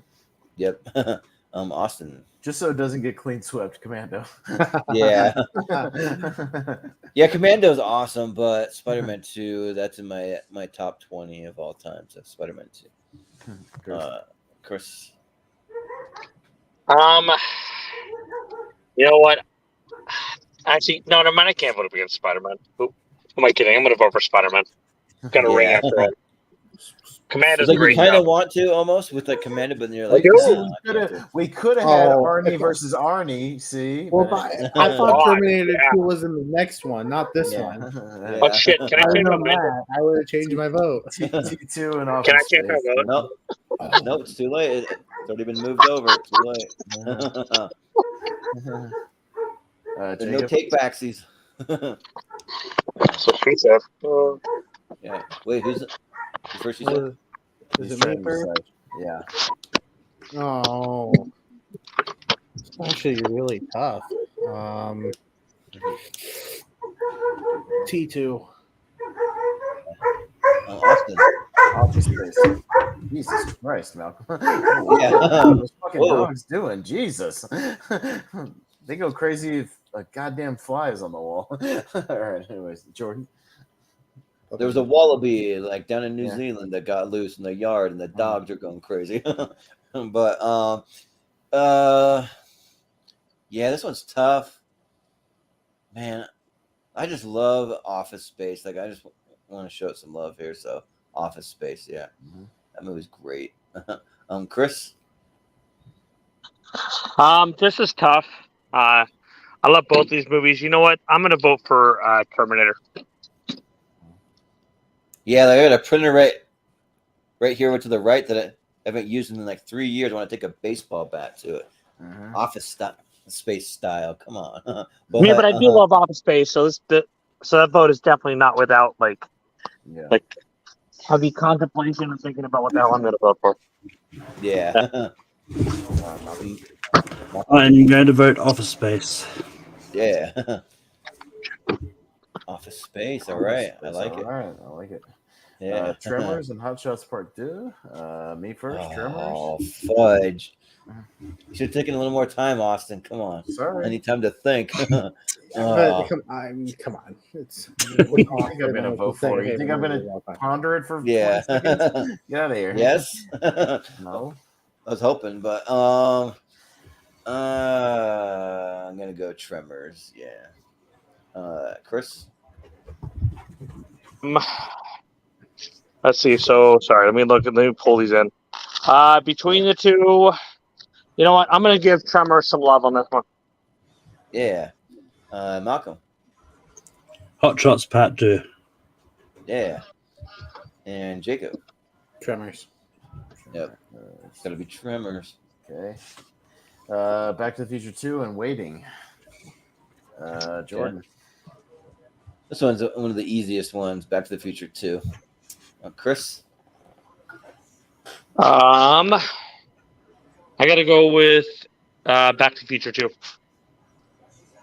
Yeah. Malcolm. When it comes to these big matchups of her underdog, I wanted to go for the underdog rating. Yeah. Sure. Jacob. I haven't given an anarchy vote tonight yet. Waiting. Yeah, sure. Austin. Office Space is better. Back to the Future too. Yeah, it is. Yeah. Wasted my anarchy vote. Maybe when we do Ryan Reynolds versus somebody, you can vote for Waiting. That's fine. Yeah. All right. Return of the Jedi and Jurassic Park. Ooh. You got to find another snarky kind of comedy guy to go up against Ryan Reynolds. Yeah. But Chris, yeah, what do you got here? Sorry, Russ, I should have put my phone on mute. I'm trying to plug my phone in here. You know what? I'm going to give it to Jurassic Park. Yeah. Malcolm. Jurassic Park. Yep. Jacob. Return of the Jedi. Yeah. Austin. It doesn't make it out of a lot of first rounds. Return of the Jedi. Oh man. So I got the deciding vote. My favorite Star Wars movie up against my fourth favorite movie ever made. But the You know what? Let's show some love to Return of the Jedi. Yeah. Return of the Jedi. Let's do it. Return of the Jedi. Okay. All right. Aliens and Two Towers. Ooh. Malcolm. Aliens. That vote surprised me from Malcolm. Jacob? You know what? since one of my movies took out Paths of Glory, I'll vote for Aliens. Yeah. I also genuinely really like it. Yeah. Aliens. Yeah. If it's going against maybe a different Lord of the Rings, but this is my favorite of the trilogy, and just like Sam's speech and the friendship of Sam and Frodo is going to carry it for me. So I got to go Two Towers. Chris, what do you got? Oh. Aliens and Two Towers. Yeah. This is tough. I'm going to go with Aliens. The sun's not going to shine out the clear, or whatever his speech says. It didn't Right. make it. My Big Fat Greek Wedding and 12 Angry Men. Jacob. 12 Angry Men.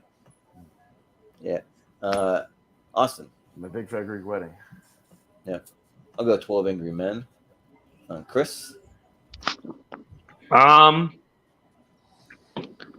know what? I'll go with my Big Fat Greek Wedding.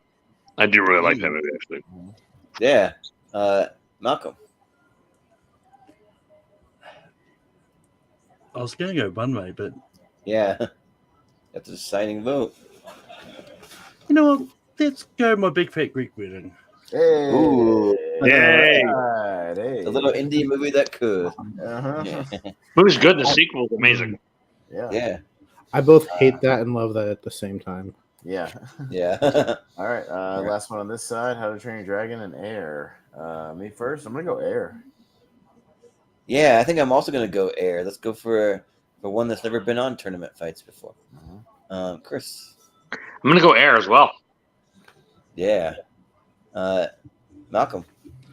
If it wasn't for air, we'd all be dead. So air. Yeah, yep, it's true. It's true. Source of life, basically.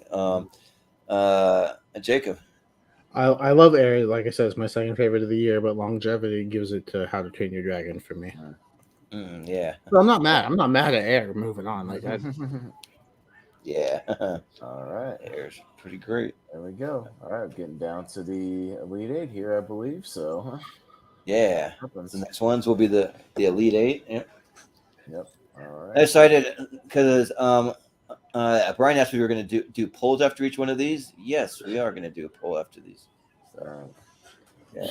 That's how the show works, Brian. Yeah.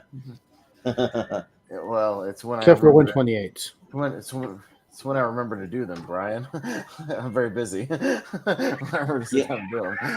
Yeah. Someday way down the road, we'll do something like we'll figure out like how to like do like the greatest movie of all time according to the Movie Hero Network, but we're not quite there yet. That might be like in a couple of years or something. All right. But Jordan's up first for Finding Neverland and Django.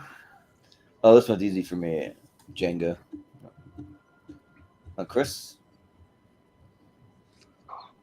I'm gonna go with Django. Yeah. Malcolm? I'm gonna go with Django. Yeah. Jacob? Oh, this is really, really tough.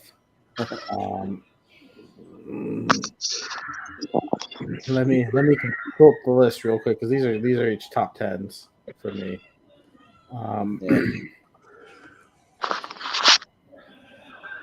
Yeah, I'm gonna go with my number 8 over my number 10. I'm gonna go Finding Neverland. Ooh, 8 and 10. That's close. Austin? I would have gone Finding Neverland just because we've seen Django a lot lately, Jacob. That's all. But Django's still gonna win. So yep. I still can't be upset at a top 10 of mine. Moving on though. yeah. Moana and Kindergarten Cop. Chris. Let's go Kindergarten Cop. Yeah. Malcolm? Moana. Yeah. Jacob? Moana. Yeah. Austin? Kindergarten Cop. I can't believe it might be the only Arnold movie that gets in. That's going to be interesting. Out of all the ones that were in this tournament. Yeah.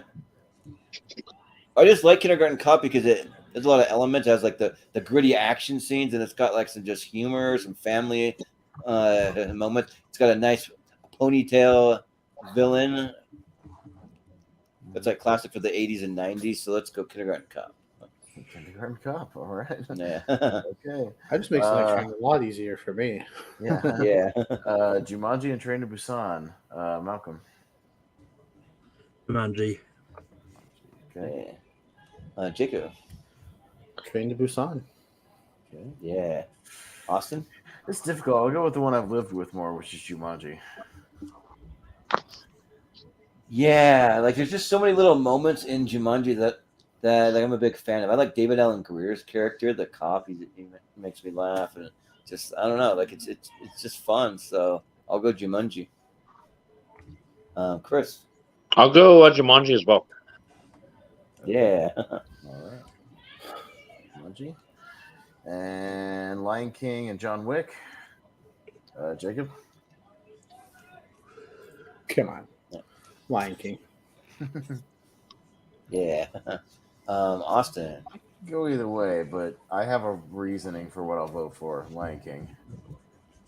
Yeah. I gotta go John Wick. Chris. Okay, I'm gonna go with John Wick. Yeah. And Malcolm, you got the deciding vote. It's gonna be Lion King.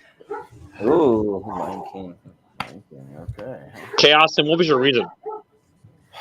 John Wick's won a tournament. Now that's true. I wasn't gonna say it yet. Gotcha. Yeah. I don't think Lion King has yet. No. Which is a shame. All right. Spider-Man 2, Office Space. Me first. Damn, 2 in my top 100. I'll go with the underdog here and go Office Space. We'll see what happens, but I'll be okay with either one. Yeah, I'm in an Office Space kind of mood tonight. Let's go Office Space. I'm always in a Ghetto Boys mood. Yeah, right. You know what?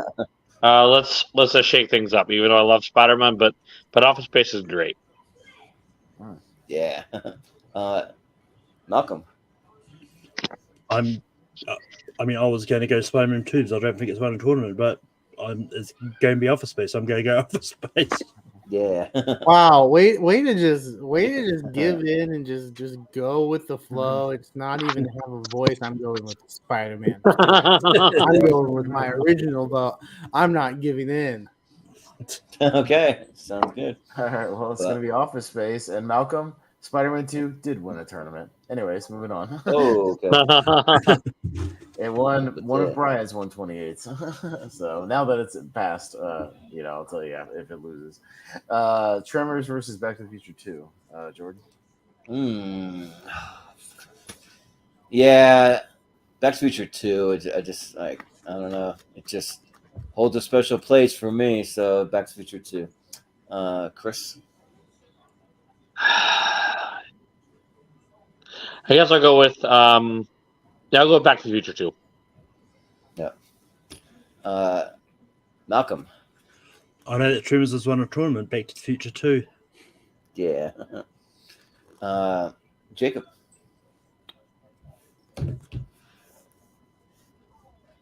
Tremors. Mm. There was hesitation there though. Yeah. Tremors has gotten its time. I'll give it to Back to the Future 2 because I also love that movie. Yeah. I don't even know who you are anymore, Austin. Yeah. Wow. Yeah. Are you feeling okay, sir? Or is this the same? I'm in a chaos mood as well tonight. It's fine. My big fat Greek wedding. I never thought I'd ever hear you say you watched that movie. I mean, and you thought about voting against Aliens. I voted against Aliens before when it's come down to unique movies. I have. It's just as chaotic as what the movie goes championship was. See, because Aliens versus Return of the Jedi. I'll do it sometimes if I like the other movie also as well. So, Chris.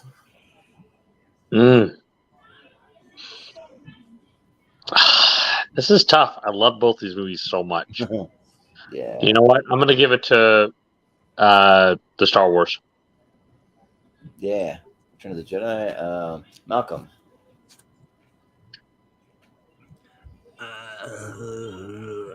Aliens. Yeah. Jacob. Return of the Jedi. Yep. Austin. Return of the Jedi. Oh, really? I'll also go Return of the Jedi. Let's go. Yeah. What even is life? Yeah. What even is anything anymore? Anarchy is what it is. My big fat Greek wedding and air. Malcolm.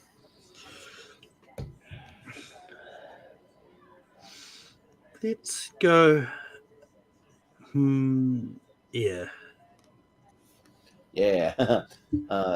Jacob. Air. Yep. Austin. Air. Yeah. I need some air. Let's go with air. Chris. Let's go air. Yeah. All right. Air it is. Unanimous. Air. All right. Goodbye, my big fat Greek wedding. All Okay. right. Yeah. Goodbye. All right. Okay. So, just out of curiosity, Austin, you don't have to tell me which ones, but how many movies of the Elite Eight have already won a tournament? Well, funny you should ask. We have, I won't tell you which one, but one of these is a winner. One? Oh, we okay. actually would have had quite a few, actually, had a couple of these votes gone a different way. I think I know which one it is. Well, yeah, I mean, it's fairly obvious which one it is now. Yeah. Yeah. So we'll go to Jacob for Django Unchained versus Kindergarten Cop. Just because I want a unique winner, I'll go Kindergarten Cop. Yep. Austin. Yeah, Django won 2 tournaments in fairly quick succession. I'll go Kindergarten Cop. Yeah, listen up. You belong to me. I mean, no more whining, no more complaining, no more mommy's running behind you saying, I'm going to wipe your little tushies. You belong to me. No more. I have to go to the bathroom. Let's vote Kindergarten Cop. All right. Chris? Let's go at Kindergarten Cop. Yeah. Malcolm? I still haven't seen Kindergarten Cop since we started this. So I'm going to go Django Unchained. You've had 2 hours. What is wrong with your life, Yeah. Malcolm? You have life choices. That should be your life choice right there. Yeah. Yeah. Jumanji and Lion King. This is tough for me. I got to go first because these are 2 movies I grew up watching a lot. Just to keep Jacob happy, I'll say Lion King. I say one of these should have been a winner right now.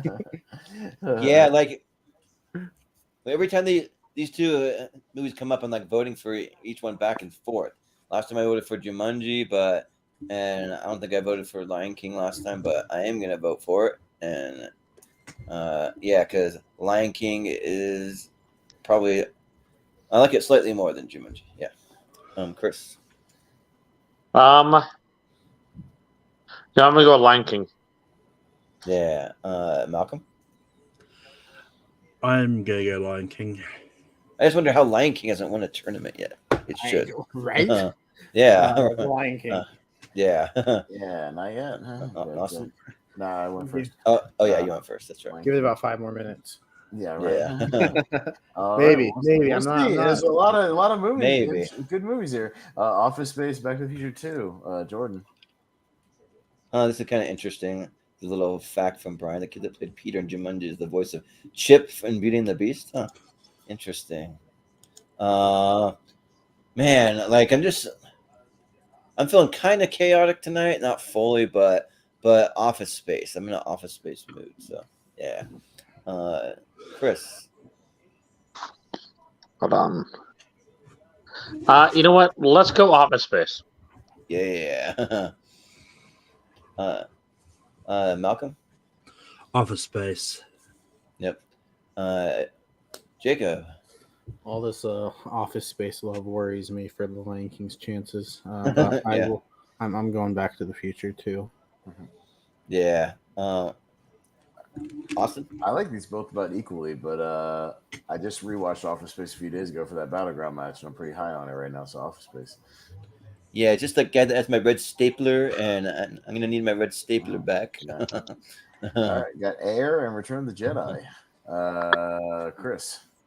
Yeah. I'm gonna go Return of the Jedi. Yeah. Malcolm. I'm gonna go Air. Yeah. Jacob. Air. Austin. Cole Hagen, give these people Return of the Jedi. Yeah. Give these people. You see what I did there? Yeah. I swerved you. See? Yeah. You. That quote's from what's Total the Mars Recall. one? Total Yeah, Total Recall. Yeah. Yeah. Yeah, I think I'm gonna go with Return of the Jedi. All right. Huh? Air will have another chance Do it for now. the end of the year tournament, so it'll get another shot. We almost had an all 90s final or Final Almost. Four. Very close. Yeah. Very, very close. All right, so left side, Kindergarten Cop and Lion King. Malcolm. Lion King. Jacob. Well, at least it'll hopefully make it to the championship again. Lion King. Yeah. Austin. Lion King. Yeah, it's gonna be Ma Savagna Vavavichu the Lion King. Sorry. You know That what? might have been racist. Yeah, I gotta go with Lion King. Yeah. Lion King. On the other side, Office Space, Return of the Jedi. Oh dang! Oh darn! Yeah. Yeah. You say Jacob? Jacob. Return of the Jedi. Oh, man. Return of the Jedi. Return of the Jedi. Yeah, Return of the Jedi. Chris? Office Space. Yeah. Malcolm. Malcolm. Hey Vader, you got my stapler. Office Space. Yeah, right. Excuse me, Vader. I was told I could listen to my radio at a reasonable volume from 9 to 11. Well, Vader just choked him out and sent him down to the pits. So, you know. You don't choked talk out back to Bill, me. like Bill, whatever the guy's boss name. Mhm. Yeah. Yeah. All right, championship time. Lion King versus Return of the Jedi. Holy shit! Ooh. Disney How- versus now Disney. Yeah. James Yeah. Earl Jones versus James Earl Not Jones. then Disney, Yeah. but now Disney. And two Yeah, movies I own on VHS pretty much my entire life. So yeah, interesting. like how has neither watched one of a these million won? times. They need to be in the or like 128 tournament. Well, we'll see. We'll see what happens here. So it'll be me first. Oh shit. I didn't realize that. Damn. Yeah, both these I watched about an equal amount of times growing up. At heart, I'm a Star Wars guy, so you know, at least from my childhood. So I'll go Return of the Jedi, but we'll see what happens here. Yeah, like still when I think about when they take off Darth Vader's helmet, and I'm like, that's David Prowse under there. It's not actually James Earl Jones under that thing. It's not David Prowse under Yeah, there. yeah. It's Sebastian Shaw. Oh, okay. Well, what was David Prowse? Was he just the guy that was just walking? He's David Prowse always is the just guy the walking body. around, except for that one scene. Oh, okay. Interesting. And they I pull out didn't the even know mask. that. The old man is Sebastian Shaw. Yes. I didn't even know there was another guy that like did it. You learn something new every day, I guess. And then they have Hayden Christensen as the Force And then they Ghost. replaced him with Hayden Christensen, which is bullshit. So This anyway. Sebastian Shaw, wasn't he that like Kevin Bacon's character from X-Men First Class or something? Or something like that. But maybe. yeah, but yeah, I gotta go with Return of the Jedi. Yeah, it's my favorite Star Wars movie. So, Chris? I love Return of the Jedi, but you know what?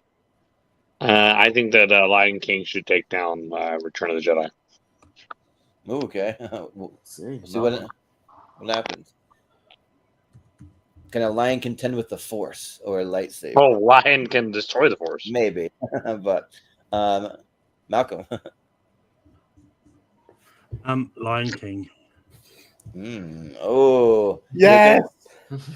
Finally, the Lion King is man, I just can't freaking get Return of the Jedi Finally.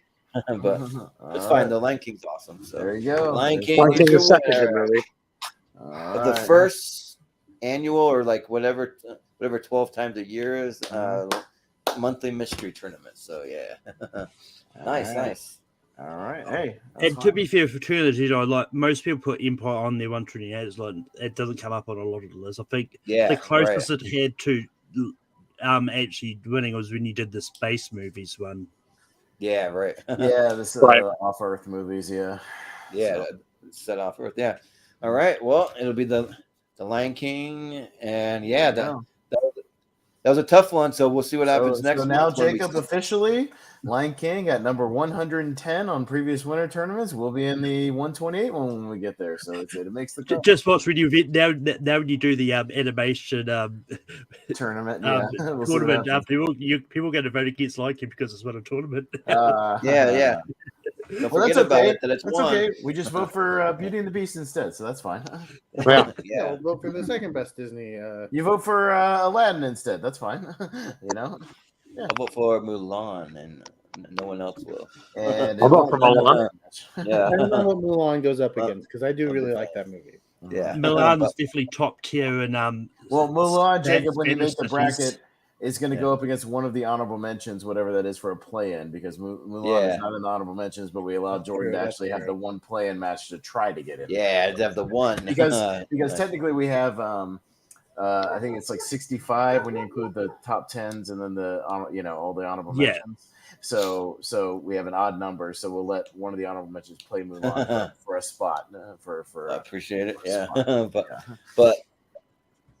But yeah, so we'll do this again next month with a slightly different panel. I want to try to give everyone on the panel and people who submitted their favorite movies list a chance to be on one of these each month. And yeah, we'll do another selection show, just like we did before. So yeah, just watch for that. Jordan, about a month you're taking these out of the wheel as they go, so it'll be a whole new fresh 64. Wheel, right? So it'll be a whole new thing. It'll be a fresh 64. So now just make sure you take the double ups off at the as well. If it comes up with something that's already been in the tournament, we don't count it. So yeah.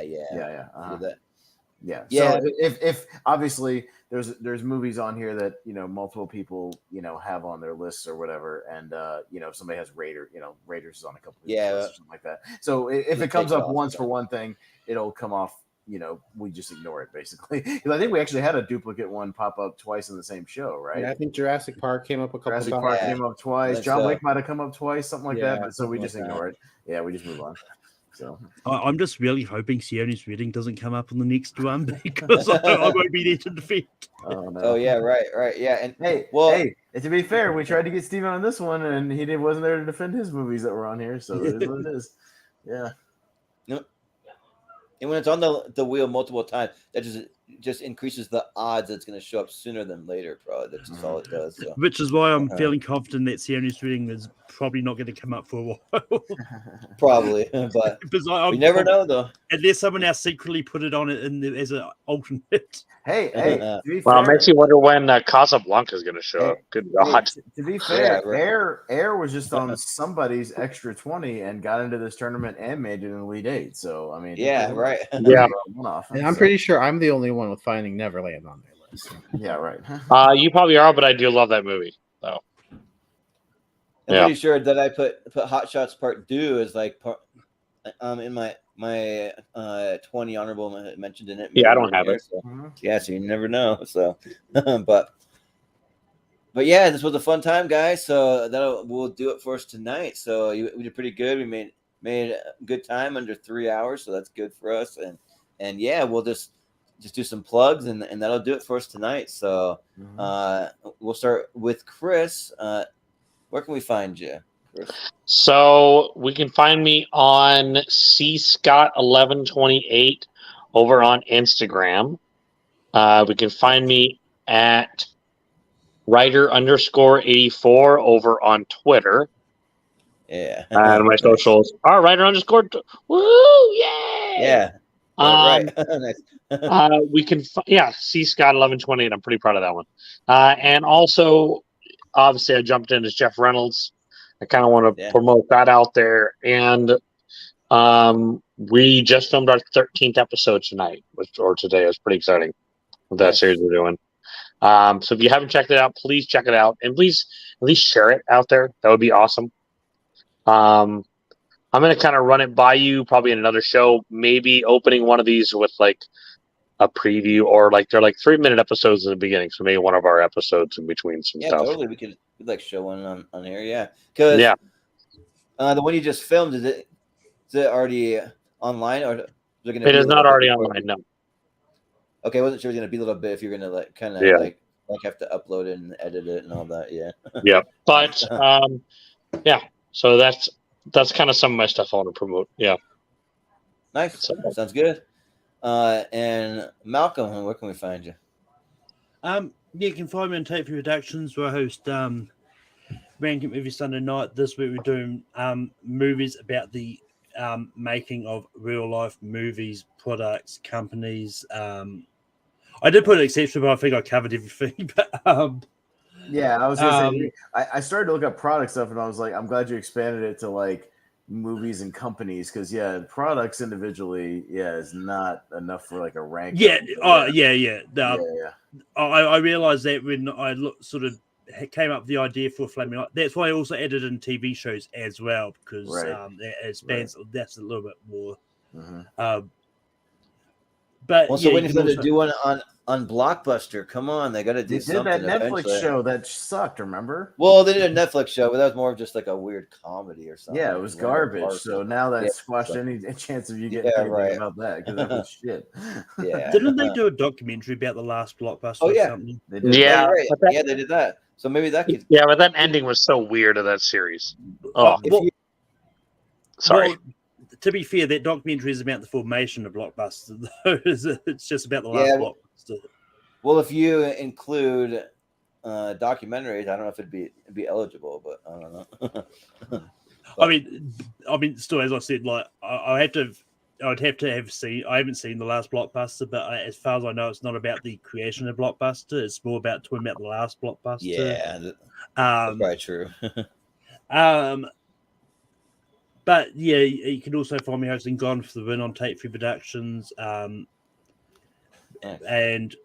you can find me sort of doing trivia over on Full Metal. The Full Metal tournament which due to sort of start in probably about July-ish, but yeah. Cool, sounds good. And Jacob, where can we find you? Yeah, nothing much in the immediate future. Lonely Marks on Thursday. We'll be doing Richie's topic of choice this week. We'll be talking about MLW Battle Riot. Whatever that is. Yeah, it's like an hour-long match. So we'll also be covering some news and just some other things that have happened in the world of wrestling. And Austin, I'm just gonna ask this now because I know we don't do back-to-back shows, but we're gonna either do one now or we're gonna do one later. I have your wheel ready. If you have my wheel ready, I do. You just want to go on Saturday? We could, because I have your. Well, I don't have your actual wheel ready, but I have your list ready. Okay, Your list is ready. So Yes. Yes, I'm ready to do another blind rank, and that's going to be the next episode of a podcast. If you want to do that and then wait 2 weeks to do our mid-year show, I'm fine with that. Yeah. All right, so Cool. We'll do that. We'll do that on Saturday then. That's fine. Those episodes are just so much fun to do too. Yeah, yeah, and they don't take that long. They're quick to do. They're fun. They fly by. Yeah, that's fine. I'm fine with that. Yeah, they're fun. I've been even seeing Malcolm doing blind rankings on TikTok, doing like some MCU stuff. Yeah. So that's cool. Yeah, it's fun stuff. So, yes. But we've just expanded it to instead of 5, we're doing 20. Why are you gonna put me on the spot to schedule stuff right now, Jacob? Jesus Christ, man. Yeah, because. Well, no pressure. It's okay. I just looked at my calendar. I don't have any other shows as of right now, so it's fine. It's no big deal. Yeah. You know me. Cool. I do shows damn near every night. So what's another one this week? What's another one to add on to one every single night, like always? It's fine. I'll give you last Friday off, so yeah, you at least had that off, right? I wish I had a decent enough show to be. I mean, a decent enough schedule to be able to do shows all the time with you guys. Man, I sort of know how Austin felt because I had 5 in 3 days over the weekend. Oh my god, yeah, it's like you get a taste of my thing. It's like my schedule's both a blessing and a curse because then I'm always available, and then my sleep schedule suffers because of it. So it is what it is. Oh, I will promote one more thing because I just remembered JPO and I scheduled it. This Friday at 10 Eastern, we will be doing a countdown of the top 10 voice performances. Oh, nice. Okay. That's cool. Nice. Sounds good. Yeah, awesome. We'll check it out. So, but Austin, where can we find you? Yeah, around here doing like I said, Lonely Marks. I'll be on podcasts with about movies with Jacob, obviously. I'll be doing the Wheel of Movies with Jordan and Richie tomorrow night, talking about some Temple of Doom. Which is a really good movie. Fuck anybody who says that movie sucks. Yeah, it's a really good movie. Like I posted about that, and the hell with the haters. Yeah, fucking haters. Like fuck that movie. That movie sucks. I'm like, what? This movie's awesome, dude. The last 40 minutes of that movie is some of the best action Spielberg's ever filmed, and I'll fight you on that. Yeah. So, yes. Why? Great. Why do they have to? Just stop yucking other people's yum, guys. Yeah. Don't yuck our yum. Yeah. I'm trying not to do that anymore. I have a tendency to do that sometimes, and I'm trying not. Jacob, I feel like I need to borrow that now. Put on t-shirt. Don't yuck my yum. Don't go on Facebook and muck up the works, okay? All right, stop it.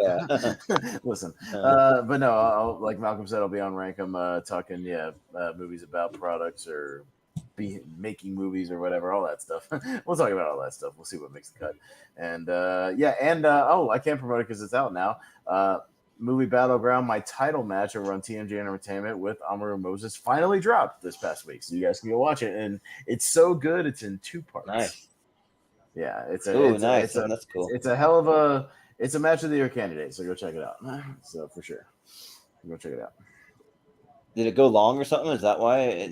I'll just say it's we took it down to the wire. I'll just say that. So nice. 7 rounds in total. It's a championship match, so it's long, way longer than your average match. Yeah, because it's best of 7 rounds, best of 5. Yeah, nice. I figure Brian would have an interest peaked here. Oh, on my version, yeah. Are y'all covering like everything voice performance? That's a hell of a list to try to come up with, Yeah, with just 5. I love that podcast. So, I hear voices. Oh yeah. Oh, that just reminded me of one of my documentaries I love and need to put on my documentary list. I hear voices in my head. Not that documentary. It's called I Know That Voice, which is all about voice actors. It's a good documentary. Oh, what? Okay, I need to check that out. You ever heard of that? It's called I Know That Voice, and it's all about showcasing the history and a lot of all the people throughout the documentary are all well-known voice actors. You might not know their name, but you know their voice. No, I've never seen it before. That sounds awesome. Yeah, go check it out. What's like the one with under the pockets with Will Friedle from Boy Meets World with with Christy Carlson and Romano, where they talk about voice actors, because they've both done a ton of voice acting work. So and it is free pretty much everywhere. It's on. Oh Peacock. yeah, I know that And voice is Amazon on. Prime. Holy shit! Yeah, it's on Peacock, And- Prime, Tubi, Voodoo, Freevee, So, everywhere. Yes. speaking of voices and stuff, so we got something called a Toy-Con Fair here in Idaho, and they just announced Cummings, who of course did Darkwing Duck. Winnie the Jim Pooh. Cummings, yeah, Winnie the Pooh, and a whole bunch of others. Like, yeah, it'd be freaking amazing to meet him. I've never ever met him before. Oh. Yeah. I should have. You were only doing movies. I've not met him movies. before. He was at Salt Lake Comic Con with the whole cast of the voice cast of the Animaniacs, all those guys, which was freaking awesome. So Is he as cool as you would hope? Oh yeah, he's awesome.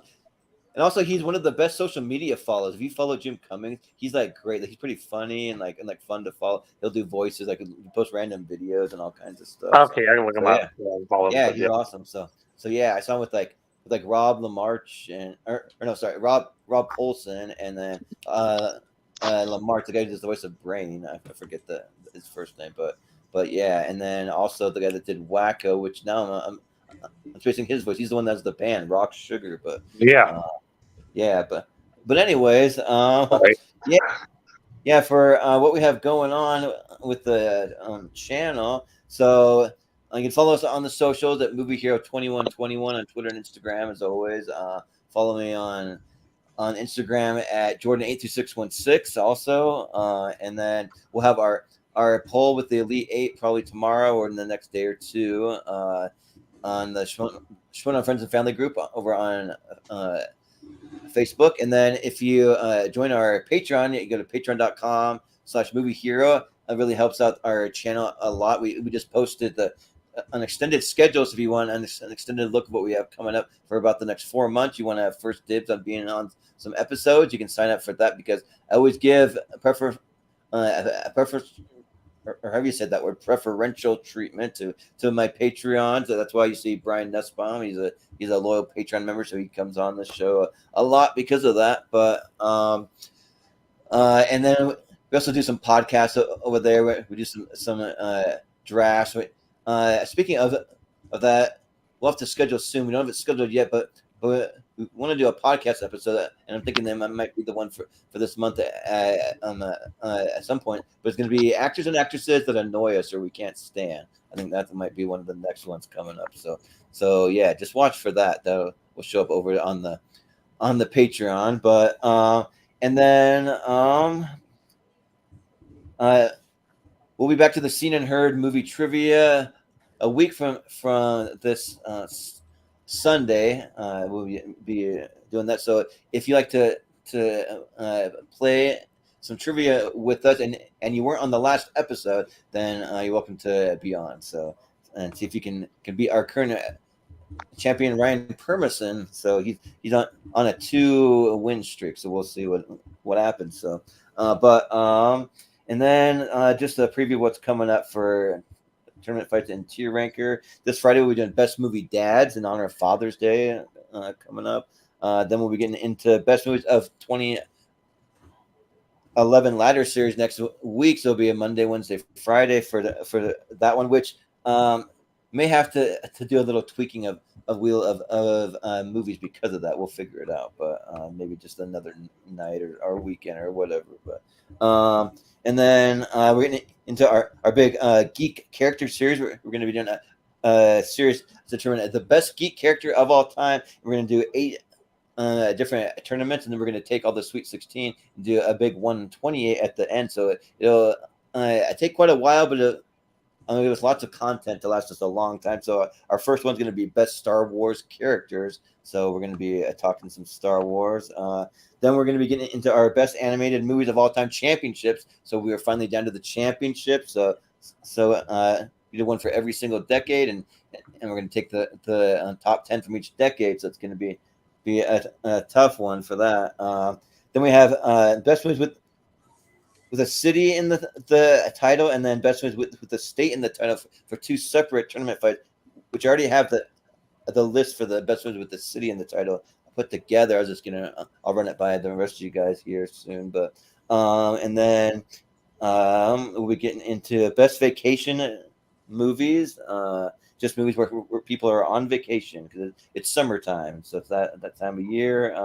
We'll be doing our second best geek characters tournament, which would be best Star Trek characters. We're going to do Star Wars and Star Trek. So I'm like in the final stages of that list. So just a couple Star Trek series I haven't seen that I got to research a little bit and maybe get some other input of people that have seen the series. And then of course we have another mystery tournament going on at the end of July. And then we also have, we're going to be doing our best with one word title decade series for a tier ranker. So there's so many movies that just have one word titles that we got to break it into a decade. So we'll be doing that. And then I'll throw in one extra one. We'll be doing our the Battle of the Toms. We have Tom Hanks versus Tom Cruise movies. So it'll be a versus match. So yeah, so that's what we have coming up. So if you'd like to be on any episode, you can just DM me on Facebook is the best way. Or if you have any ideas for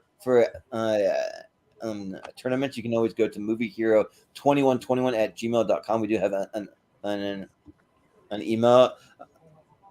I've had a couple of people send me their list of ideas over there, and we'll look them over and we'll consider your ideas. So, but that is going to do it for us tonight. This was a lot of fun. So yeah, I'm looking forward to the next one. See if it's going to be any easier, any harder. Probably just get harder from here, honestly. So yeah, but yeah, that'll be it. So for Chris Scott, the Casablanca Kid, for Malcolm, for Jacob Barber, for Austin, I've been Jordan, the Movie Hero Anderson, and we will see you next time.